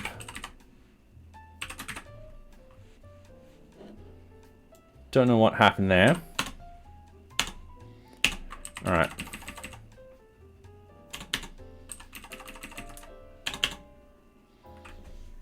Okay, cool. So what this will do is recreate the init and the PyProject TOML files. It takes about a second to do that, so it's fine rerunning it. We don't need to place it in any sort of place. Do you want to install the version you just built? Well, what I was actually thinking is, because I've got everything in the source itself, all I need to do is update the init file and the PyProject file, and that will have the versions in there. So I don't need to install the version that I've got. What I need to do is just make sure that I've got the specific correct version in there. And then what actually happens is it runs the collect static. And due to how I've set up NearBeach, if we go to local settings, Scroll all the way down to the bottom. And then remember where I put it. Sorry. It's not quite at the bottom. So if I've got a Cloudflare account ID and so forth like that, this connects to the NearBeach Cloudflare account. And what it does is it uses the version that it is currently in, which it gets it from the init file. So all I need to do here is just rerun these to make sure that the correct version's in that init file. So yeah. Kind of cheating. But it's working. It's working. It's yeah. So once that's done, we install the dependencies, where you might want to upload the wheel as an artifact and download it into the job. Okay. Yeah, that might be a better solution, because that way I don't need to rerun this. It's all done. The only problem is none of this. So none of the local, none of these settings and how it connects to Cloudflare would be in that wheel, though. That's the one problem. And that's where I need to stay in this source. So yeah.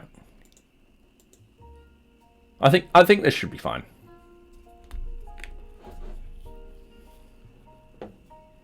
Because this takes a second. Not long at all. Let's just make sure that this is installed, and probably a few other things. I could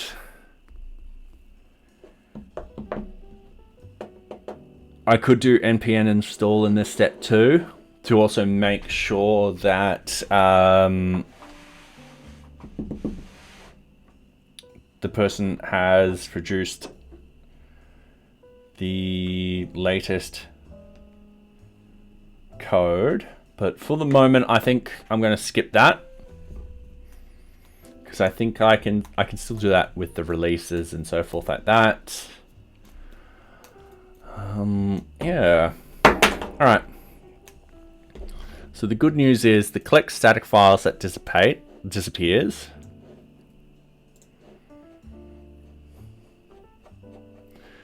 And I think this is all that I need to do in this source code for the moment.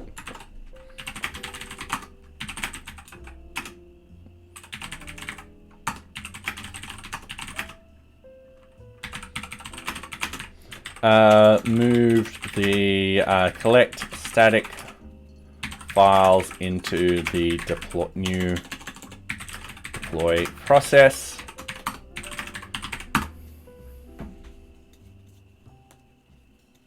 All right. So we're happy with that.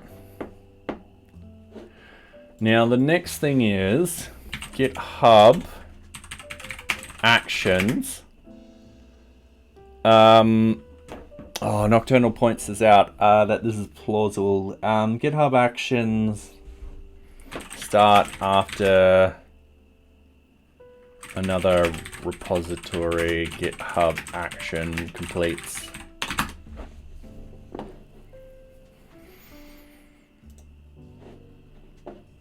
I have one YAML file for deploying a Docker image into Google Cloud Run. I would like to receive a Slack or email message informing the build and push results. How can it get? And hey, Owen, how are you today? Hopefully you're going well, and good morning. Use the second job in the same workflow. Not what I needed. So what we need to do is we need to have a workflow triggered. Okay. GitHub workflow triggered. Another.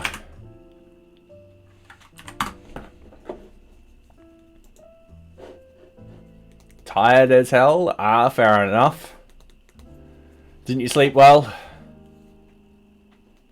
Workflow triggers are events that causes workflows to run. These can events that occur in your workflow repository, events that occur outside GitHub repository.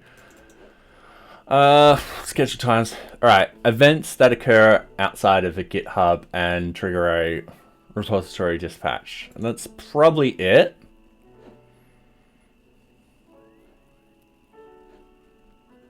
Triggering a workflow from a workflow. When you use GitHub token to perform task, event triggered by the GitHub token.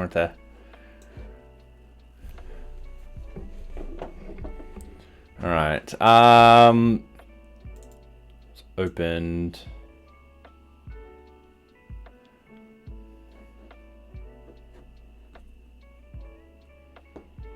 Because yeah, what we want to do is at the moment, if we go to NearBeach, github.com, NearBeach Docker, we've got two actions, workflows in here. Sorry, we've got the base, which is scheduled. Either scheduled or we can start it now. What the base does is it collects all the libraries and everything required for NearBeach to work on Docker, and it just compiles it up. It does that every couple of days automatically. The reason being is I want the latest sort of files in there, less security issues and so forth like that. The Docker image itself is currently on a push to the main branch. The idea being is you get the version numbers in here, so forth like that. So we'll be changing that to match the version number that's in the GitHub and so forth like that. So yeah, we've just got to figure this out. And yeah, so fun little fact, if we actually go to the GitHub actions, and you might ask me why have I separated those files. So every couple of days it will run this automation and stuff like that, and it'll take 4 minutes and so forth like that. So not too long to do. However, when it was combined into one, and the release will take a minute. However, when combined into one, it was taking up to 20 to 30 minutes. So we split it out and it made it a lot easier. But also there's sometimes where I might do several releases back to back, in which case then this is a lot quicker because yeah, I would save those minutes. All right, so caches.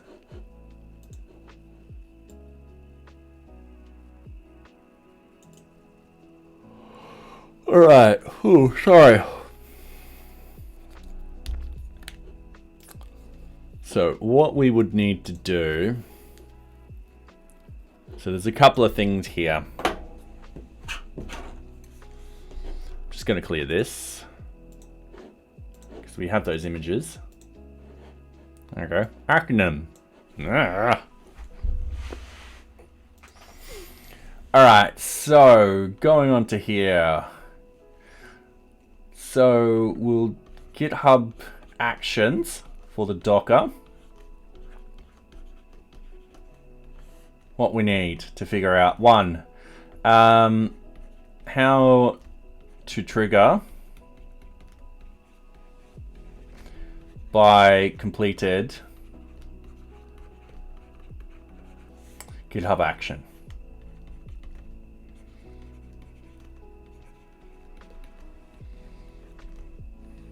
Don't know yet. 2, how to get latest release number. Once again, we don't know, but we'll figure it out. What else do we need to know? Let's have a look. Let's go into the code.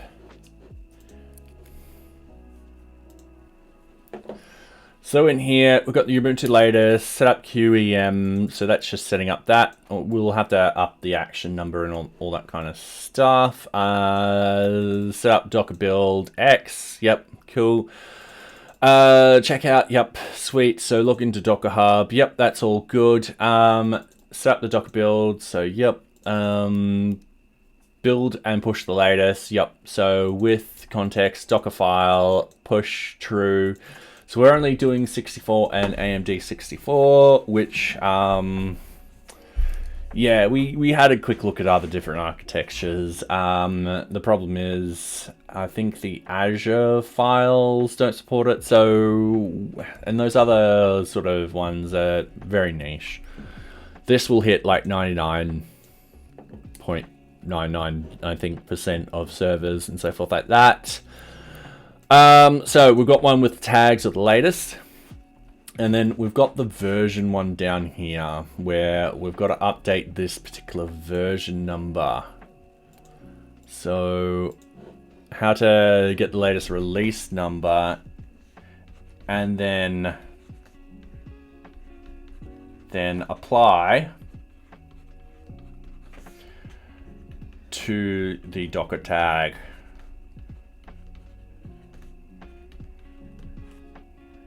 Smiley face. All right. Oh, and there's an ad break. Sorry, guys. In this sort of case, new socks. How are you? You're like, I'm tired. Piss off. Yes, I know socks.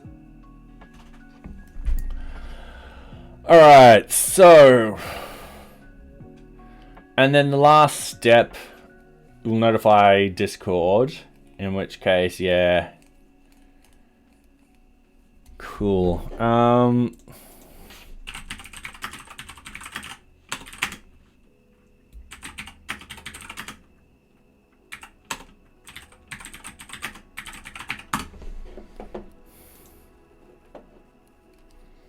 Cool. So, how to target branch of a tag in GitHub Action Workflows. Oh, no, we don't want that.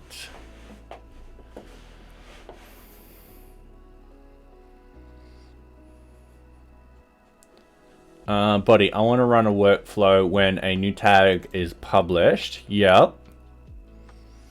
The workflow needs to access the target branch over which a new tag was created. How can I access the target branch in the workflow file? Yeah, I just want the latest tag. How to get a tag from a branch? No. Separate repository. Oh, no, sucks. Yep, you're in the way. How to get a tag from a branch in my repository using... Alright, check out name catch tag tags equals get describe tags all show tags echoes tags solve. So I managed to get the tag using these commands. Describe tag get fetch prune unshallow latest tag equals get describe tags abbrev 0 head. That's the latest tag.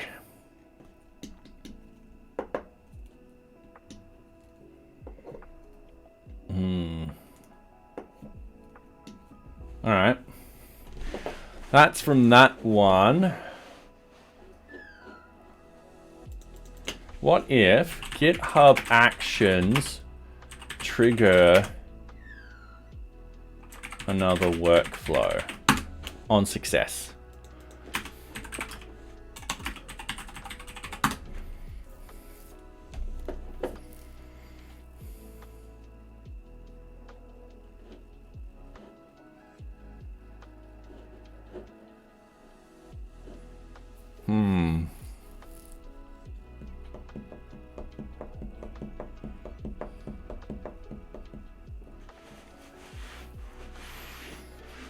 Yeah, all right.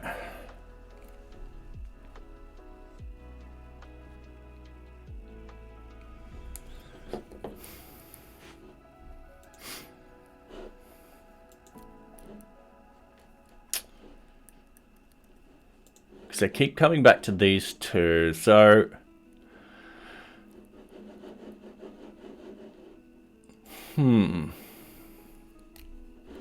Because if I can get this to trigger, but if I can get the version passed through, which would be great. Because then I can just replace this.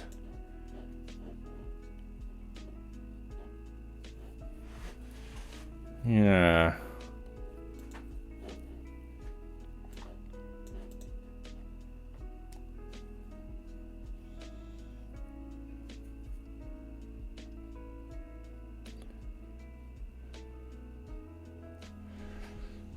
Okay, workflow runs, workflow.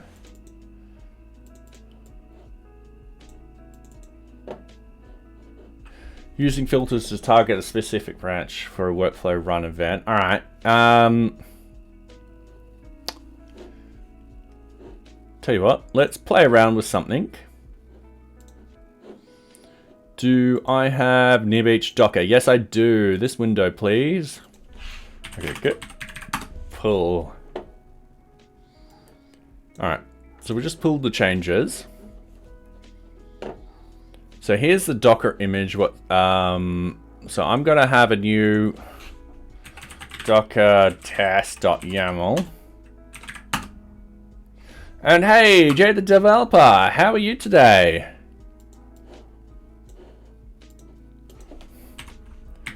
Name NearBeach test automation on. Now, workflow dispatch, they said. Or workflow run.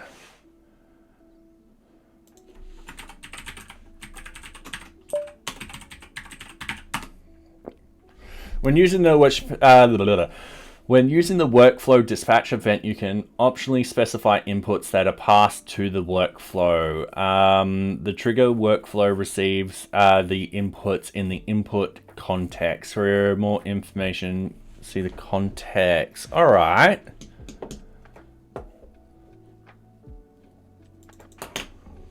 Let's GitHub Actions workflow dispatch. Example. You're going good, or was like that 1 hour ago, neighbor's cat attacked me for no reason. Oh no. Was just giving it pats. Oh, I'm sorry to hear that. Sucks when they do that.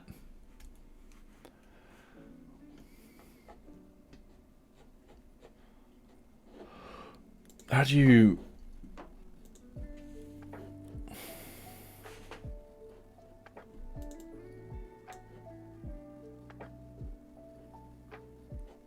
I might be thinking of this as something different. I might not be dispatch that I need.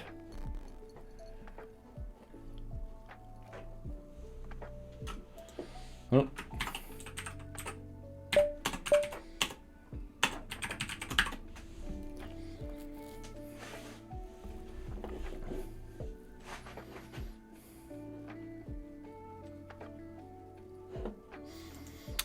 All right, workflow run.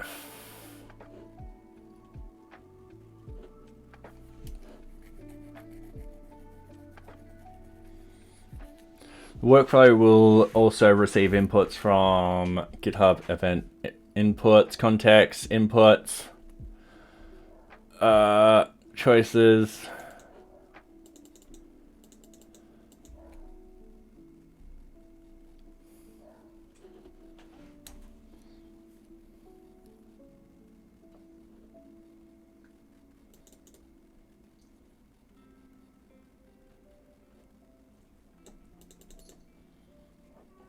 Okay.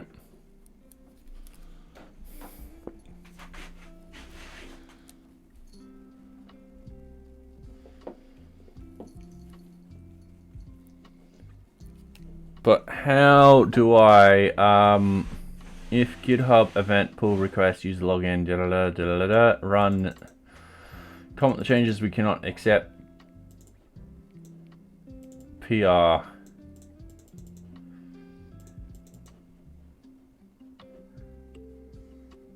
Okay, Okay, not what I wanted. Okay, did I write any of this down? Let's have a look.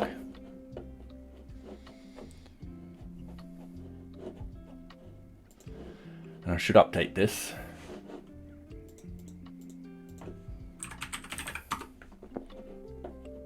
Sorry, I'm just updating NearBeach at the same time.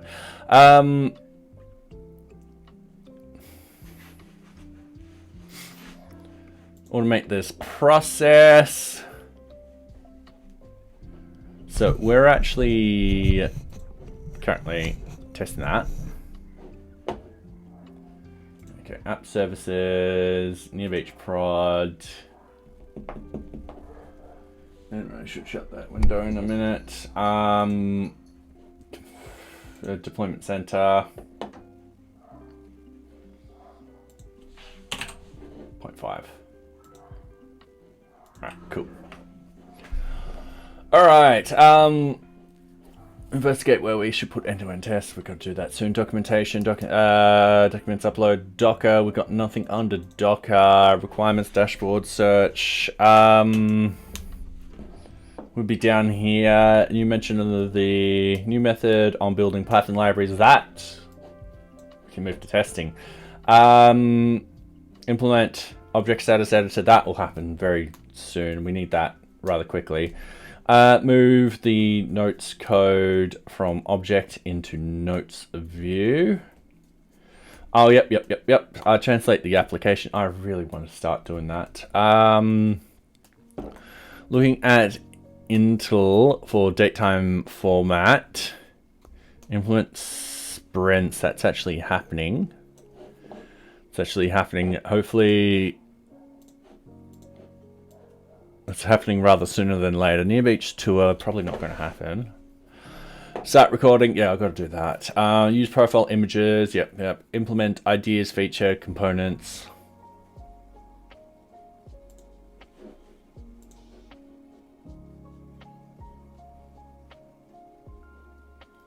Can propose suggestion these.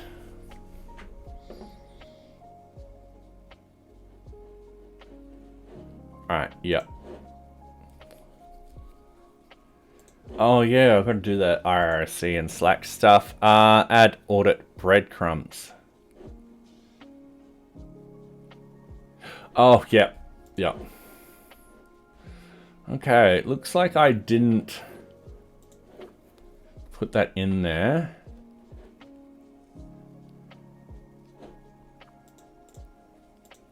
Okay, so GitHub actions triggering external workflow.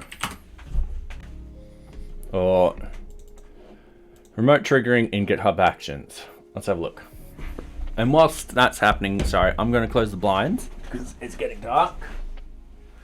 Need to also stretch. Oh.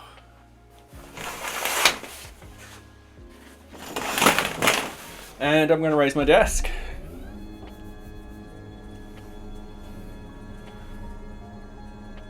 Hopefully nothing tumbles off it at the same time. There you go. Alright, cool. Give me 2 seconds. Let's turn on this light. Alright. It's not actually cold here. It's about 23 degrees Celsius. I'm still wearing my dressing gown. Who cares? Alright, remote trigger in GitHub Actions. You can use webhooks. Events called repository dispatch to remotely trigger the workflow from any external application in GitHub applications, please. Yep. All right. Cool. A repository dispatches a HTTP request to your repository asking GitHub to trigger the workflow remotely. Generate a new token.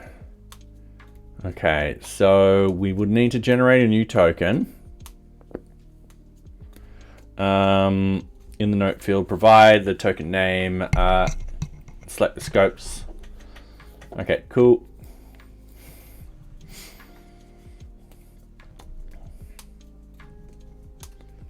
All right, in this sort of case, yep, add the on. You'll need to add trigger on so that the workflow will accept repository dispatches, mentioning specific types that will trigger the workflow. All right, sweet. You must post the request to owner dispatches to trigger workflows to accept the dispatch. The payload of a repository dispatch is given below. Event type, my event type. All right. Steps on how to trigger the remote using. All right. So we could potentially do this. So if we go into the NearBeach itself, let's go new window. So if we go into NearBeach, we have generate templates, which actually does a simple get command. And what actually happens is it gets the tag name and all that kind of stuff, and then it creates our templates. From our templates, it creates our PyProject and edit file. We could potentially have a similar thing which will send this data through and so forth like that. That shouldn't be too hard to implement. That's a very simple thing to do. But if there is a more native way, that would be better. So, yeah.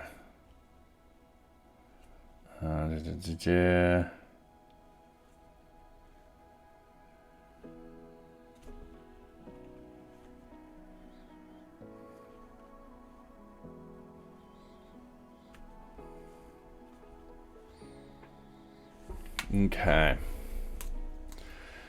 So then that will. Okay. So remote trigger. Yep. All right. Cool.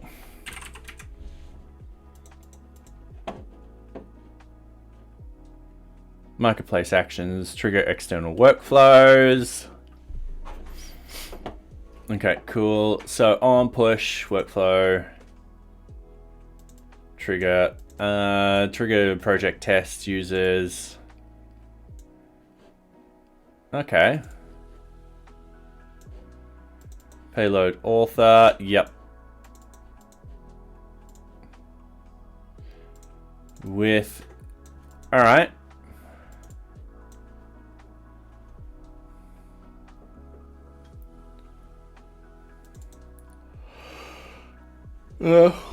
Oh, sorry.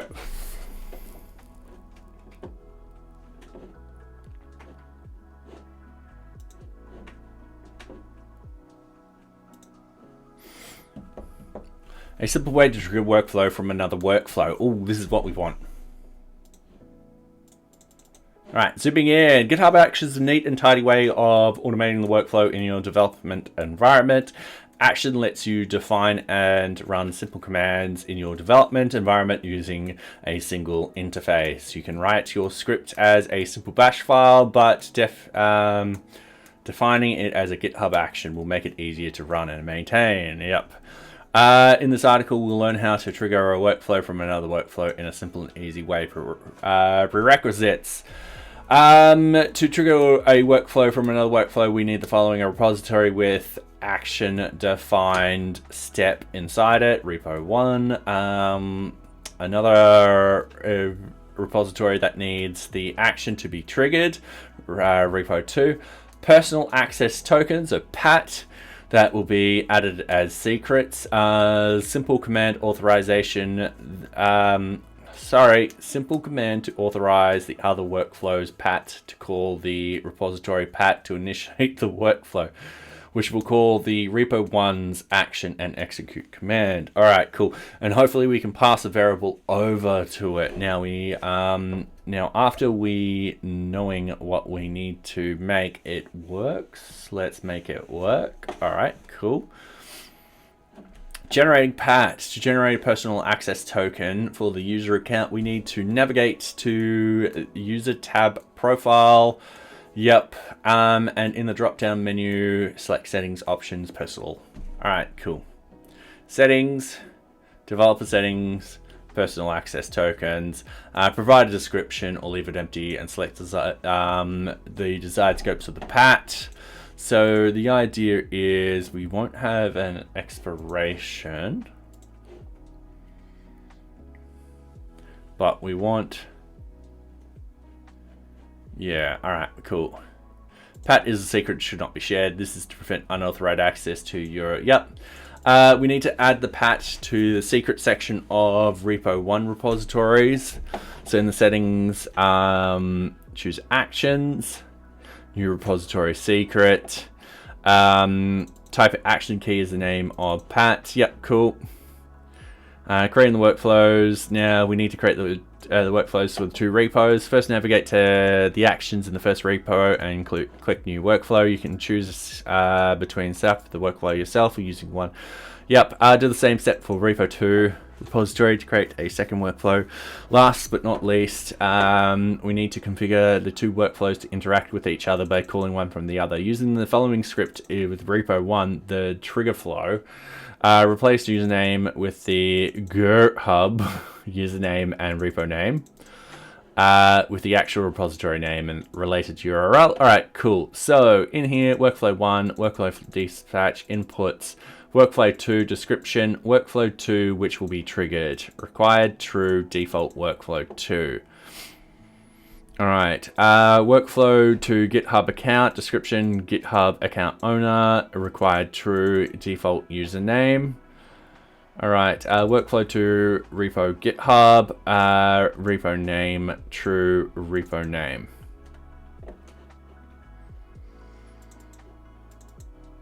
All right, cool.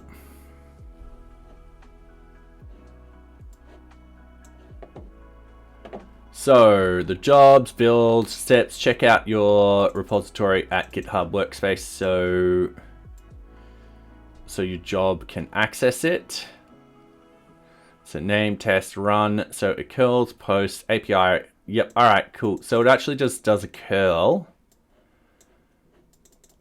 to it. We could do a curl to it. Adds in the secret action key. All right, data event, trigger workflow, client, yep.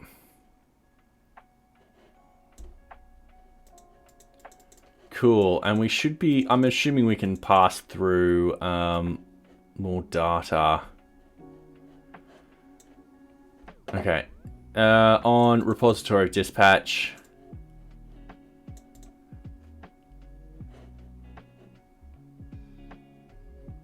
Cool. I'm gonna copy this.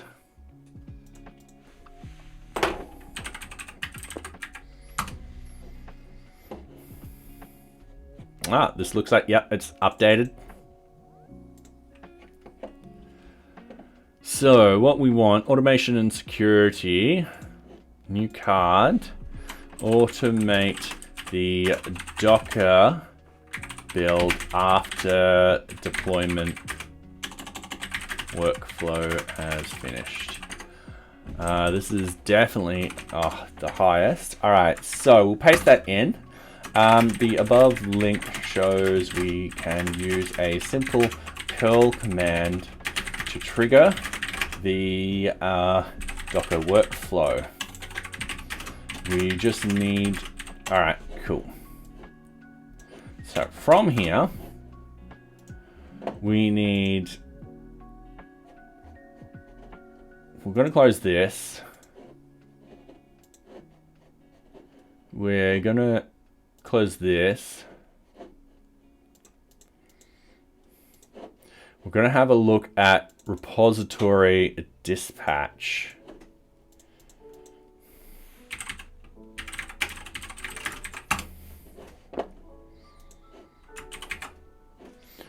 So repository dispatch. This event will only trigger a workflow run if the workflow file is on the default branch. All right, cool. You can use the GitHub API to trigger the web hook event.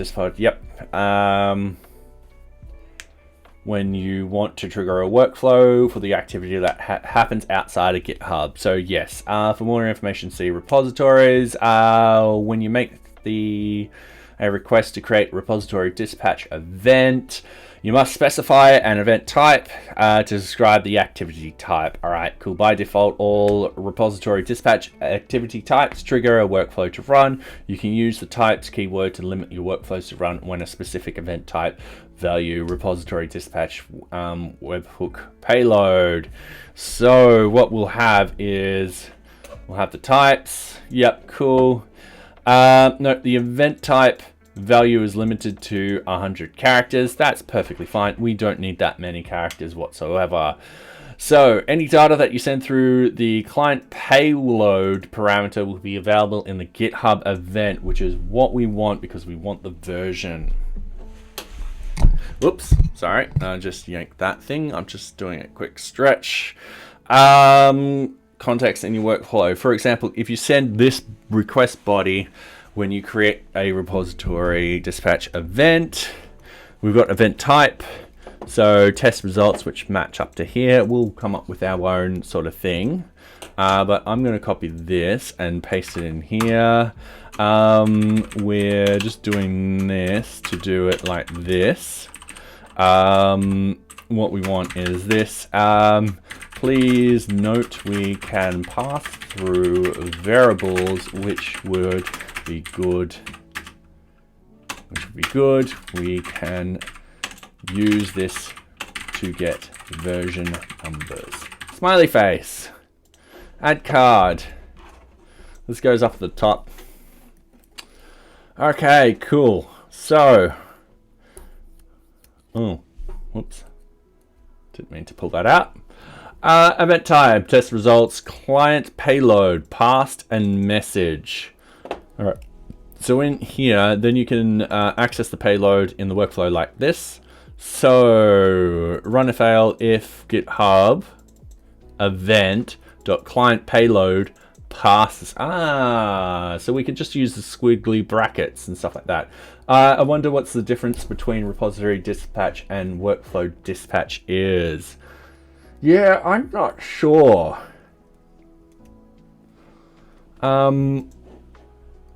This person's saying repository dispatch in the sense that GitHub API to trigger a webhook event. We can read up on it. It's not a problem. So workflow dispatch. To enable workflow to be triggered manually, you need workflow dispatch event. You can manually trigger a workflow using the GitHub API. Oh, you can do it there too. And so forth like that.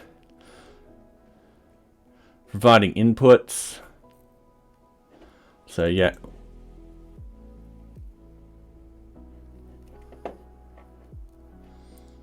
Do they have an example of the data coming through though?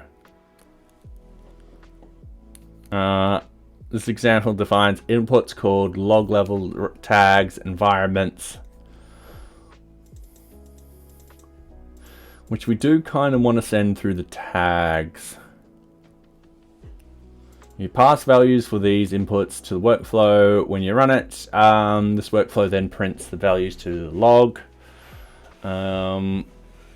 Using the my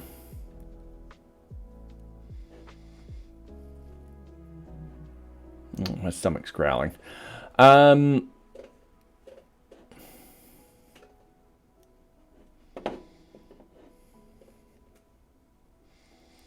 Yeah, not sure.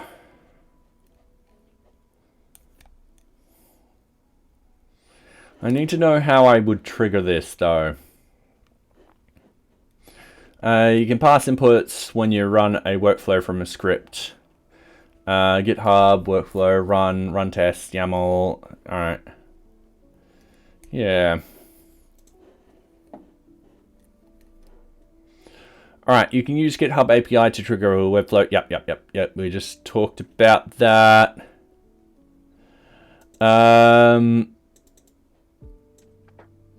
Okay.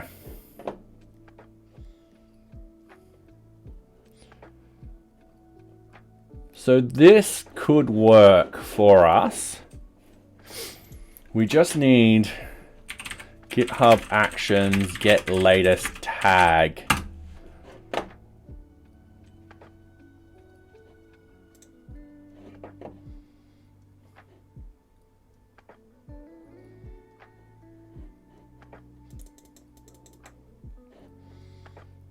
I'm hoping there's a better way than that. Get the current push tag.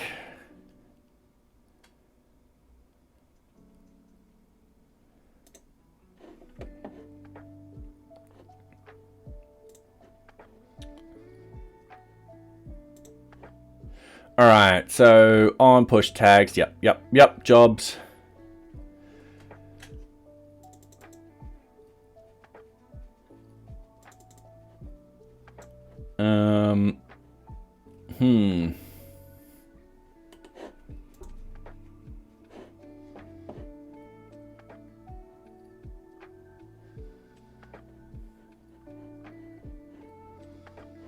Bottom line is, thankfully, made this less audacious. The YAML parser from GitHub gives me an error bad.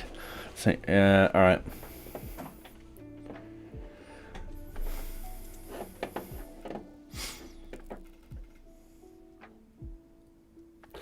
The GitHub context contains information about the workflow run and the event that triggered the run. You can read most of the... All right. When using the whole GitHub context, be mindful that includes sensitive information such as GitHub token. GitHub masks secrets when they are printed to the console, but you should be cautious when exploring or printing the context. Sorry, yeah. When creating workflows and actions, you should always consider whether your code might execute untrusted input from potential attackers. Contained session context should be treated as untrusted. Yep. All right. Sweet. So what we've got: GitHub object, GitHub action. Let's go tag.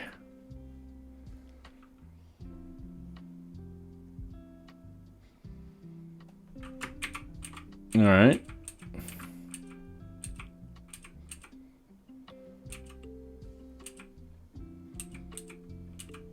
I have to do something similar, but trying to figure out if it can be done without pat. Oh, fair enough. Yeah. I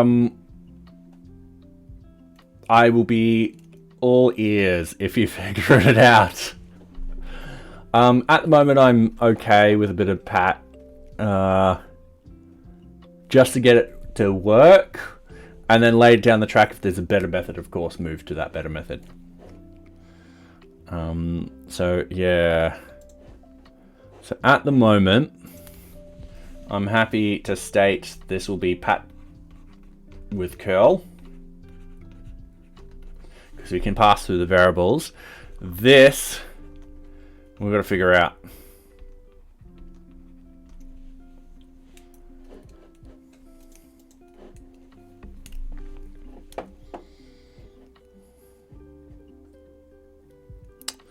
All right, so note this. So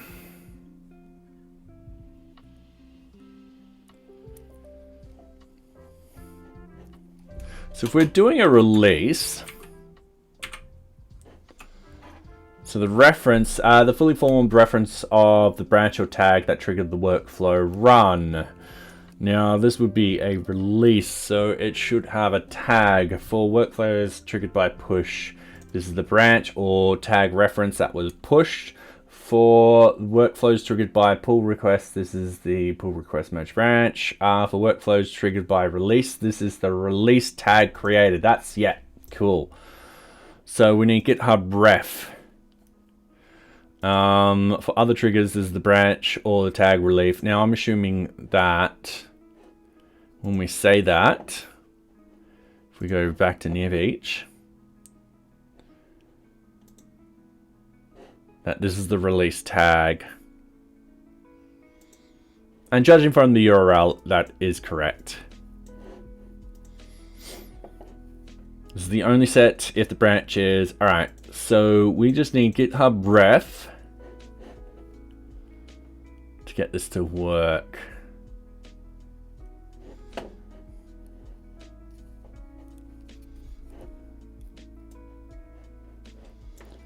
Yeah, all right.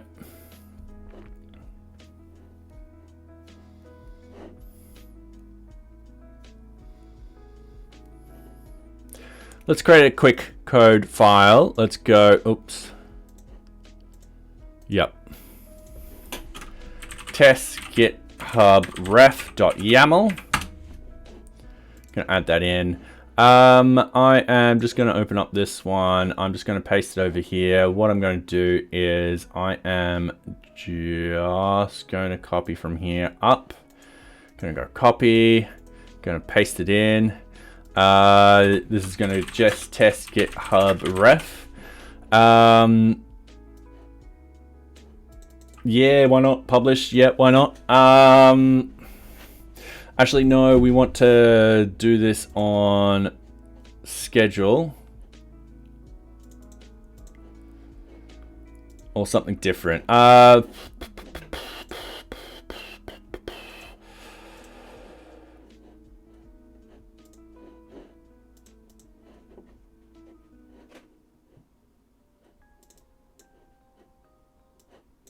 Let's just copy that.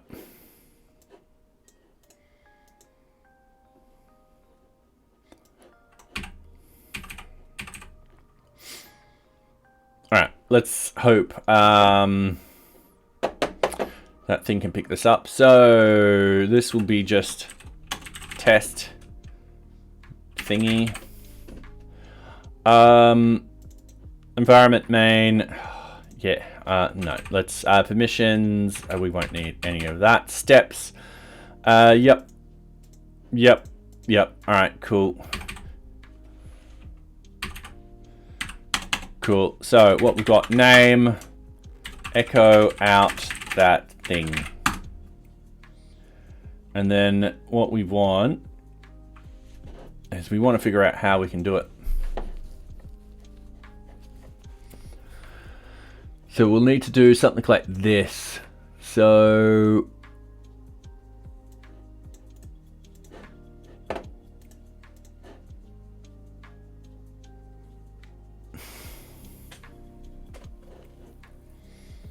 oh, okay. Yep. Gotta copy those lines.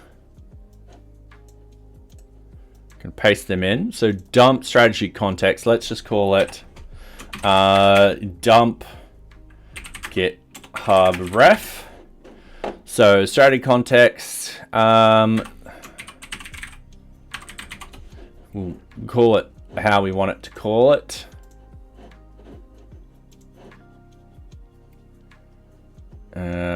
I need to find that tag again.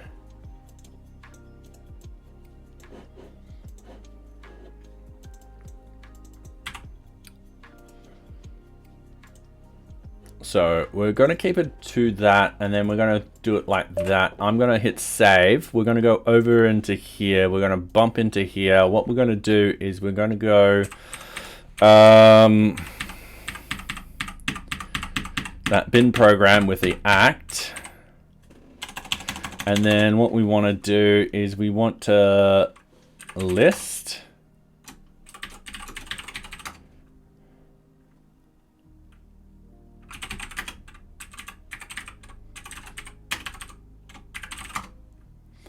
All right.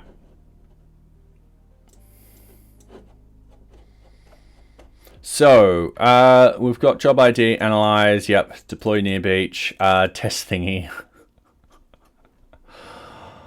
deploy static files. We need the test thingy. So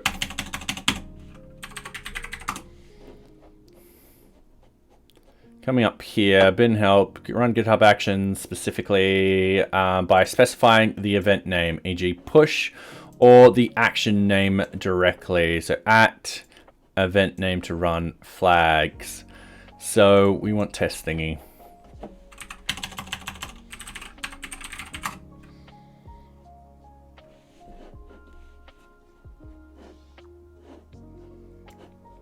Let's just do that.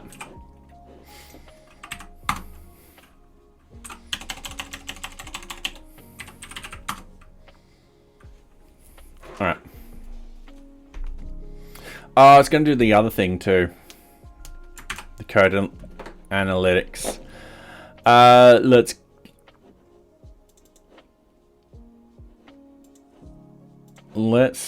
I'm going to be naughty.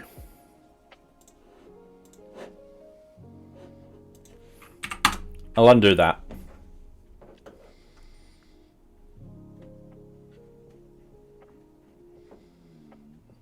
Man, my stomach. I am sorry if that's getting picked up. My stomach is growling like there's no tomorrow.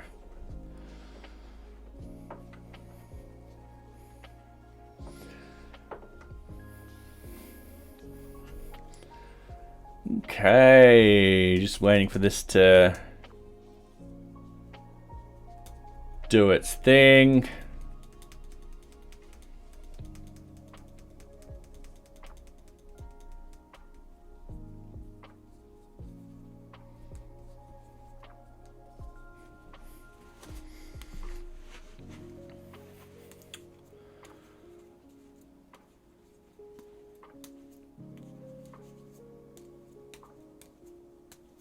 So this is going to take a little while. I don't know how long it'll take. So hopefully not too long. Because it will be nice once this is done. To see if this works. Because this could be something we could potentially do to send that information over into where we need it. Yeah.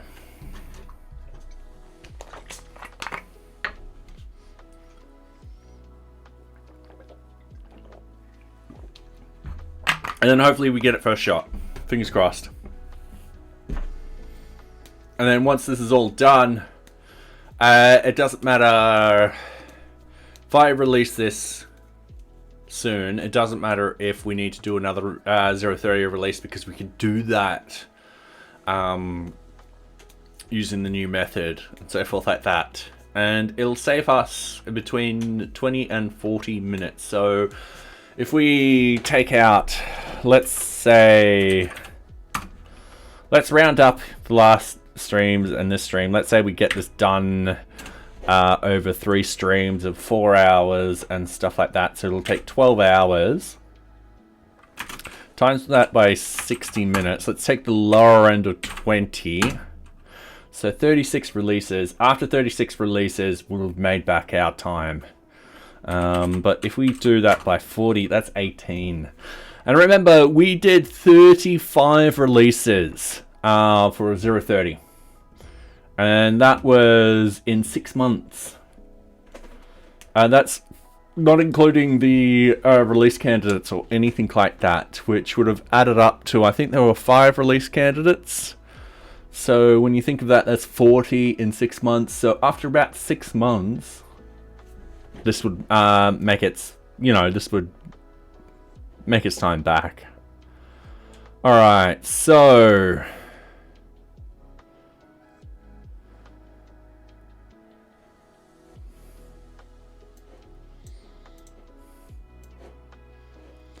and did it do it? I can't see it. That's one little thing I'm a little worried about.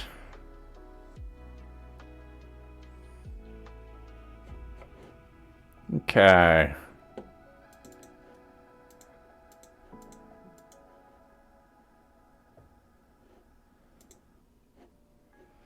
What I'm going to do, I'm going to comment.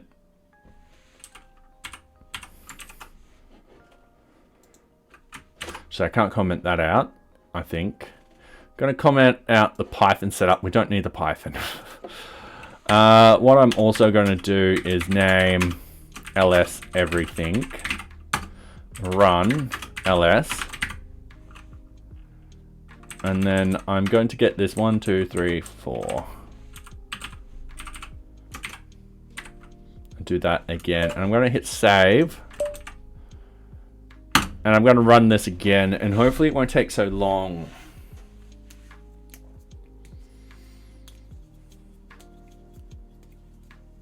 Okay, so ls is that, and then we get nothing.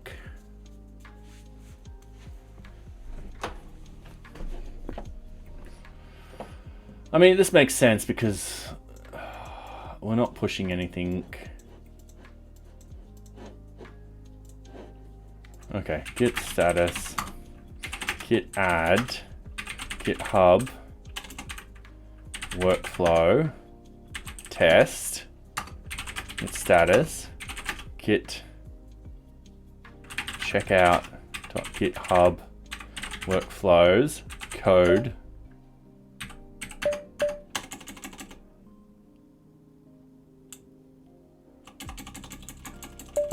oh, I want to bring back that code.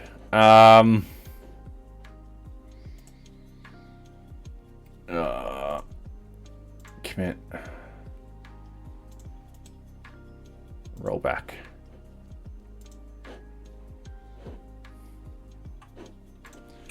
Git status, git commit, test with GitHub ref. All right, let's see what happens.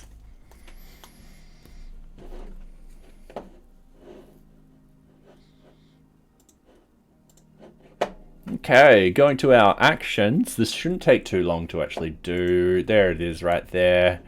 We've got this thingy. It's just run actions. Yeah, bang. Didn't take long at all. Dump GitHub ref. So echo all of that out.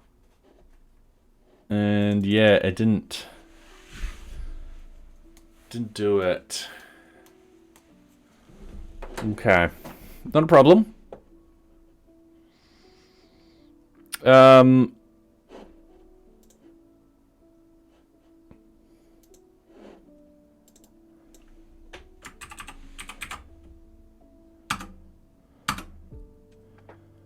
The short name of the branch or tag that triggered the workflow run. All right, cool.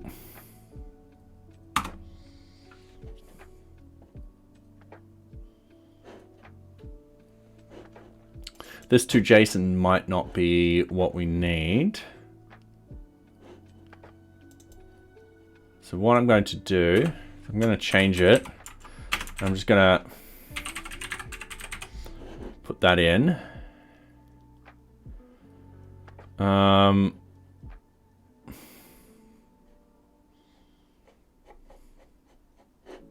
Yeah, just going to do that. Go to git status. Git add, .github, git status, git commit. Second test with GitHub ref and git push. All right, whilst that's happening, sorry, I will be right back. All right, I'll be right back. I might run a minute break.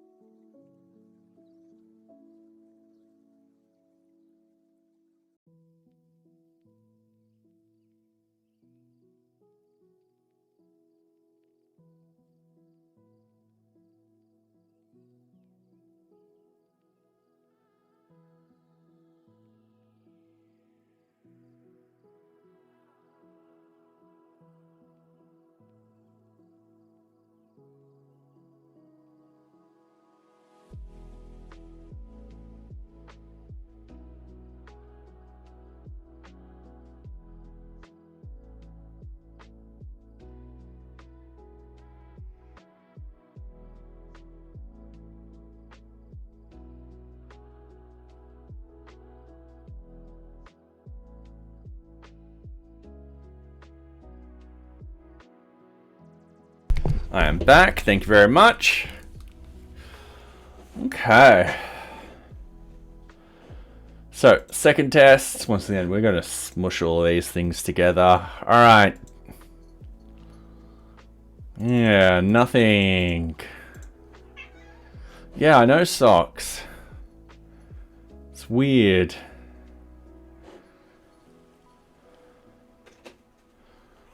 Yeah. All right, what if... Oh, wait, I've done this in 2 places. Yeah, all right. I'm just going to get rid of anything that I don't need. Echo. Hello world.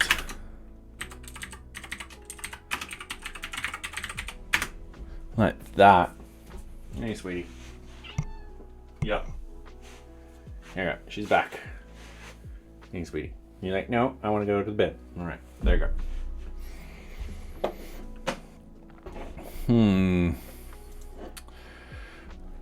So they got it.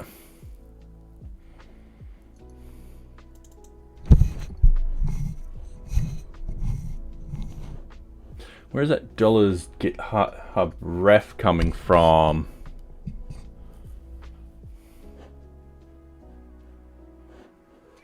Yeah, I know. All right. Once the job is sent to the runner, the step is executed and refers to the GitHub ref variable of the runner. All right, I might have to just...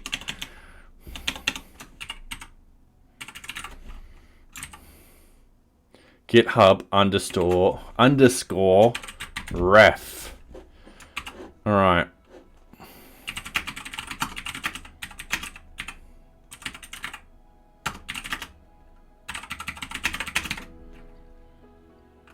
Third test for GitHub ref.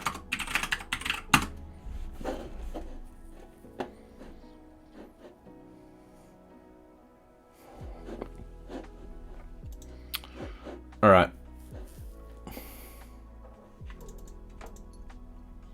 See, they've got it like that.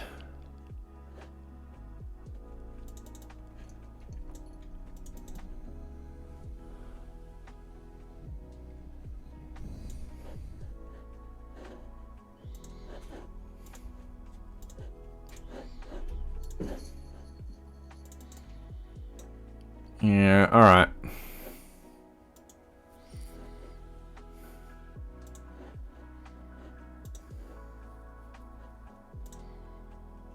I mean, they're running successfully, and they're not taking too long. Hello world. Refs head feature automatically, automatic publish to PYPI.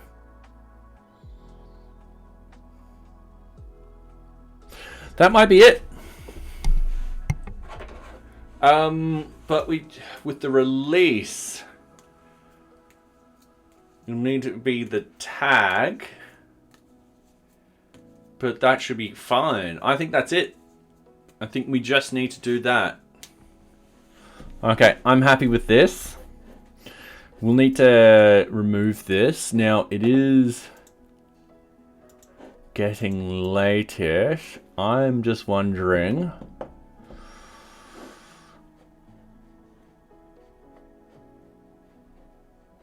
if we should attempt the next thing, which is actually doing the curl command and stuff like that to it. And I'm going to say no, because I need to actually study up on that. And then we need to run a couple of tests. And the problem is, with the tests, we're going to deploy to Docker proper, which is not what we want. We want to deploy, is there a Docker test?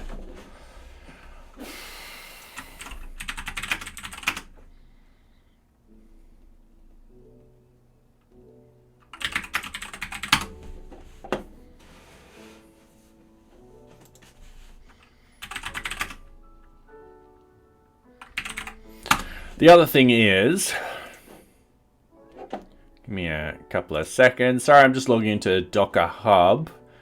What we could potentially do is let the images get published.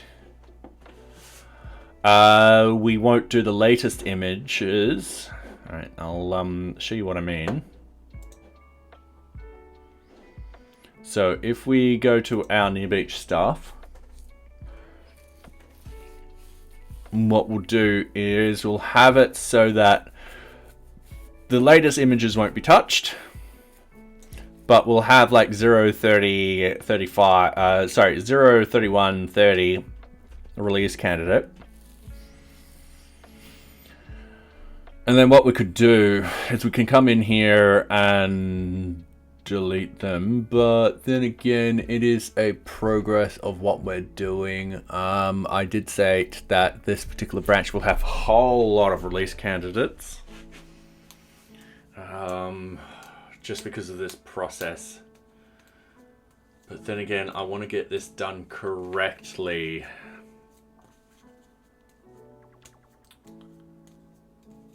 And also, that being said, it's the PYPI thing. Yeah, alright. I don't know if there's like a, you know how with PYPI we've got the test sort of repository. I don't know if we've got something similar for Docker. So Docker test repository.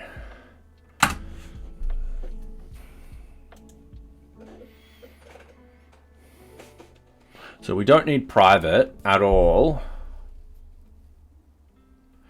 And that might be a thing, is we could certainly send this to a private repository, and then once this is all finished, delete that repository. That could work. However,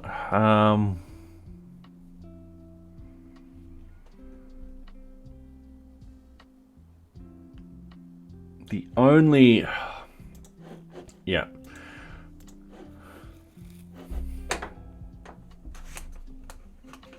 These are the only two things that we need to do. So it looks like we can do this.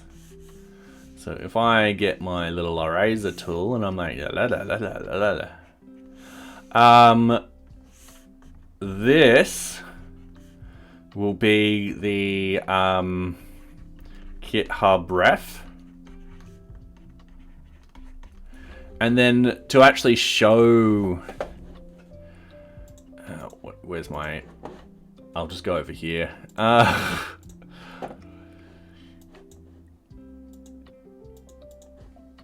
just going to remove that one file, delete.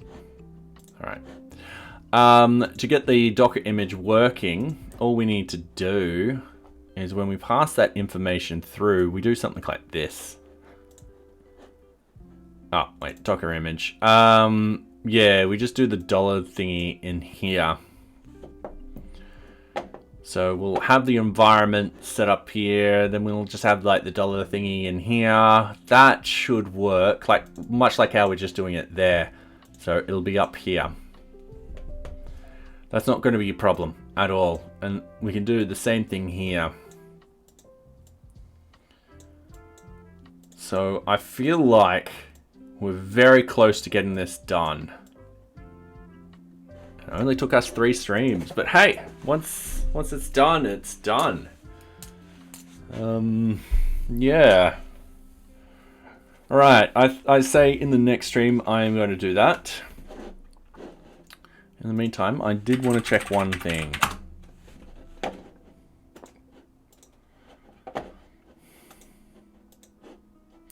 So in our goals, we're always improving to unit testing. We'll actually be doing some more unit testing very soon. Improvement to marketing sites. So, yep.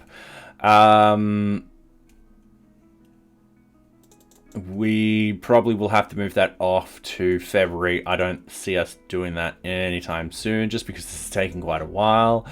Right on process on keeping packages updated. This needs to be done as we're doing this release, because this information will change. So we'll get that done. I don't think Vite will be pushed out this month. I need more time. I think the depreciation of search will be done. Implement end-to-end testing into. I think that will be done. So if I go circle CI playwright.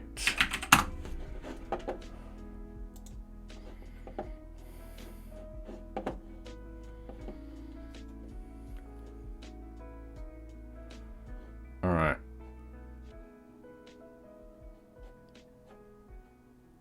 So Azure Pipeline, Circle CI, yeah, this is going to be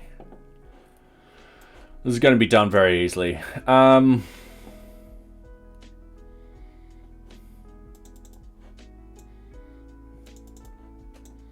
Yeah. Let's go to NearBeach itself. Let's open up the Circle CI stuff. So if we open up, we've got the config. What I'm going to do, I'm going to close everything else. So I'm just figuring out what I also need to get done this month. So we've got the build and test backend. So that will build and test the backend. We've got the build and test the front ends. So that's using Node. So this is using Playwright Jammy.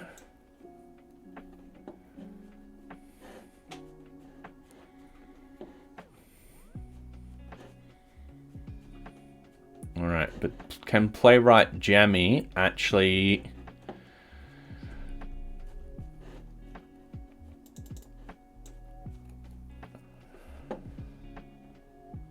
It's very similar to running GitHub Actions in order to specify pre-built Playwright Docker image. Modify the Azure definition Docker within your config like so. All right, cool. Yep. Now, yeah, what's with the Jammy? Because it'll have Node, but we actually need to run a instance of NearBeach. Yeah, that's the problem. Note when this Docker agent definition US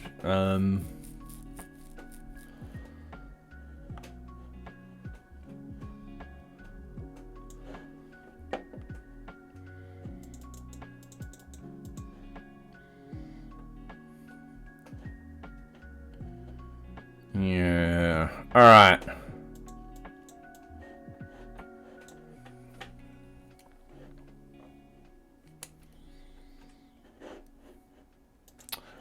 I'm gonna say, yeah, probably not this month. Just gotta figure it out. So yeah.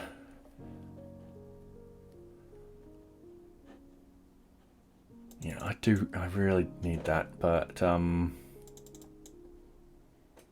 yeah. Oh, cool. As for bugs, I don't think that has changed at the moment because we're doing this thing. But I really need to key in here what we're actually doing that replaces quite a lot of this stuff in here. Remember, I wrote this at the start of the month thinking, hey, we'll probably still be in 0.30 till next month, but no, we've moved that forward. Anyway, I think it's the end of the night. It's almost 10 o'clock here. I am going to raid someone.